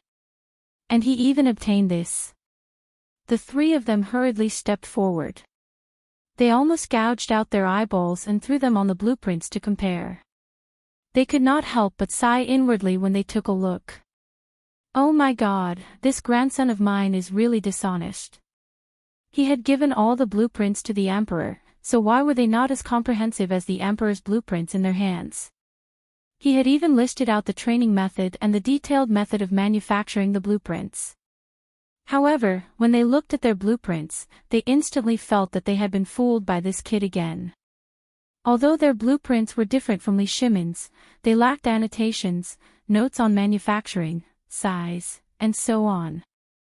That made Yu Qigong want to bang his head against the wall. Damn it. Lao Tzu spent so much effort, and this kid only showed me this. However, he also knew how precious the blueprints were, and what Zhang Feng did. If he gave them something even better than the emperor's, wouldn't the emperor lose face? Moreover, if the blueprints were to be spread out in too much detail, it would only make the person who obtained the blueprints an even more dangerous enemy. Obviously, Zhang Feng had also thought of this. After all, in Zhang Feng's eyes, how could someone who worked for Lao Li be unscathed? What if Lao Li went to look for him? When they thought about it, they really understood. Li Shimin could not help but admire Zhang Feng. If someone else were to do this, they would not be able to do it better than Zhang Feng. What do you think? What do you think of this thing? When the three of them heard this, they hurriedly took a step back and said, Your Majesty, this subject and the others have tried squatting at Zhang Feng's little tavern. This thing is really amazing. At the beginning, I only felt like all the energy in my body had been sucked out. I only squatted 10 times with a 100-pound sack, and I felt like I couldn't do it anymore. It was as if there was a mountain pressing down on my head. However, after returning to the palace, this old subject felt as light as a swallow. This is really strange. This old subject feels the same. Me too. Li Shimin could not help but be surprised. With a wave of his hand, Xiao Gizi hurried out. A moment later, a golden-armored Jinwu guard hurriedly appeared in the imperial study. As soon as he appeared, the imperial study was instantly filled with the unpleasant smell of sweat. Even the Jinwu guard's fists were dripping with sweat. Li Shimin asked, You've practiced for half a day. How do you feel about this thing? Your Majesty, this is a divine skill from heaven. This general has practiced for half a day, but it is as tiring as if I have trained for 10 days. However, my body feels as comfortable as if it has been reborn.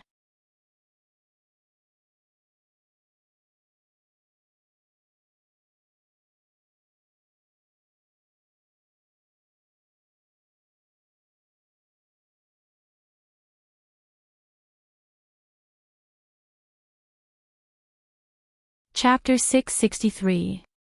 The three of them bid farewell to the emperor, then strolled around the imperial palace while heading to the Ministry of Works. There was no other way.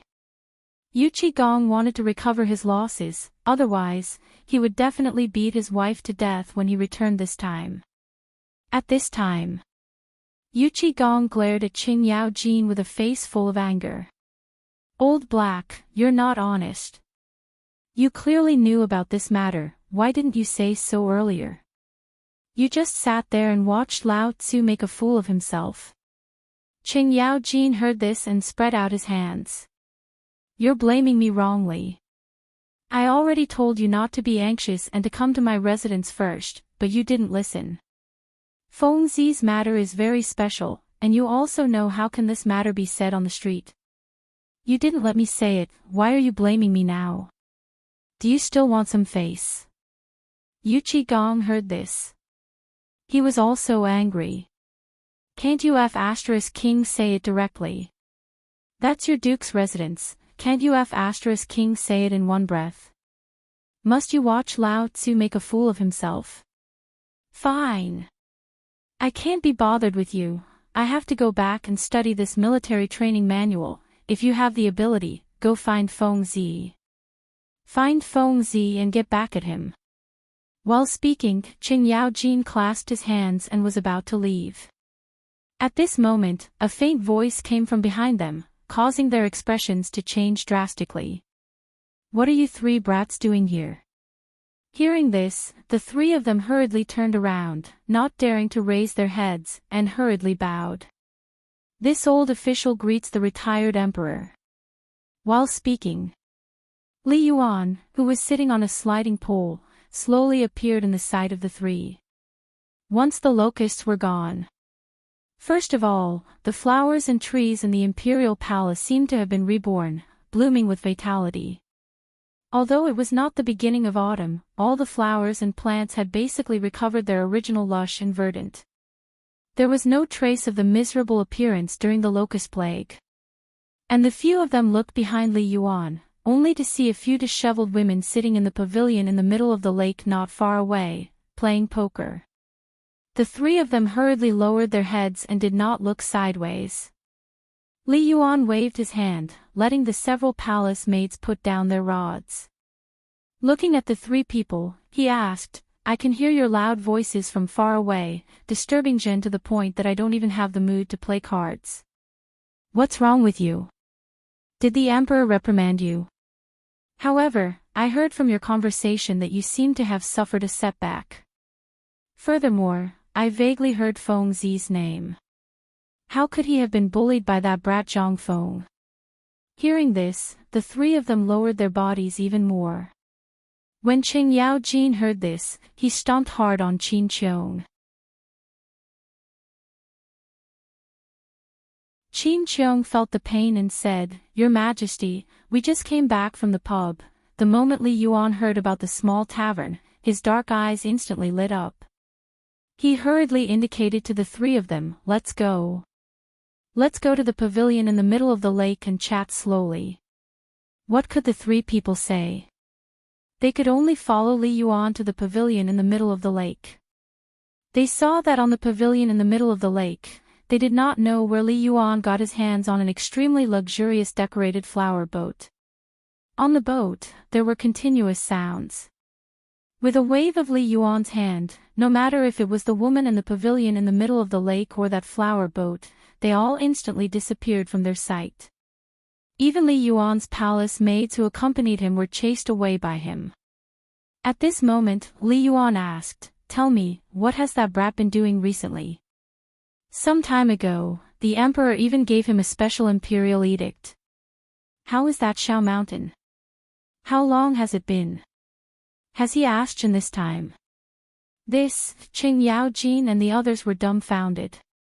How the hell would they know if Zhang Feng missed you? However, it was very obvious that he was asking Qing Yaojin. Qing Yaojin honestly told Li Yuan everything that Zhang Feng had done during this period of time, including the godly Dr. Sun Simiao's visit to Shao Mountain, as well as Yu Shernan's visit to Shao Mountain. He told Li Yuan everything in detail.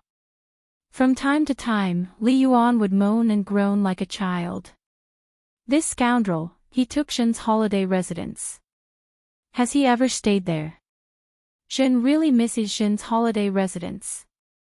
When Yu Qigong heard this, he almost sprained his old waist. Mother ***, this brat is really audacious. He even dared to mess with retired emperor's holiday residence. However, at this moment, he did not dare to say anything. He only heard Qing Yaojin say honestly, replying retired emperor, whether the gate of the holiday residence faces east or west, this brat doesn't even know. However, Miss Jingshu often went over to arrange things. It seems like she wants to use the holiday residence as a wedding room. When Li Yuan heard this, he almost spat out a mouthful of old blood. If Zhen had held back at that time, this holiday residence would still be Zhen's.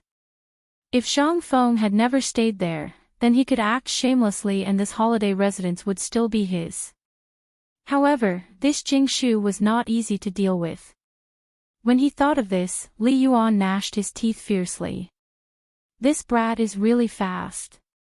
This Jingshu is Zhen's. Forget it, is that scoundrel in the tavern. Zhen has been looking for him for half a month, wanting to find him to play poker. This brat definitely knows that he is not Zhen's opponent, so he hid and even threw the holiday residence to his woman to take care of. This really infuriates old man to death. The three of them were like fools, smiling obsequiously.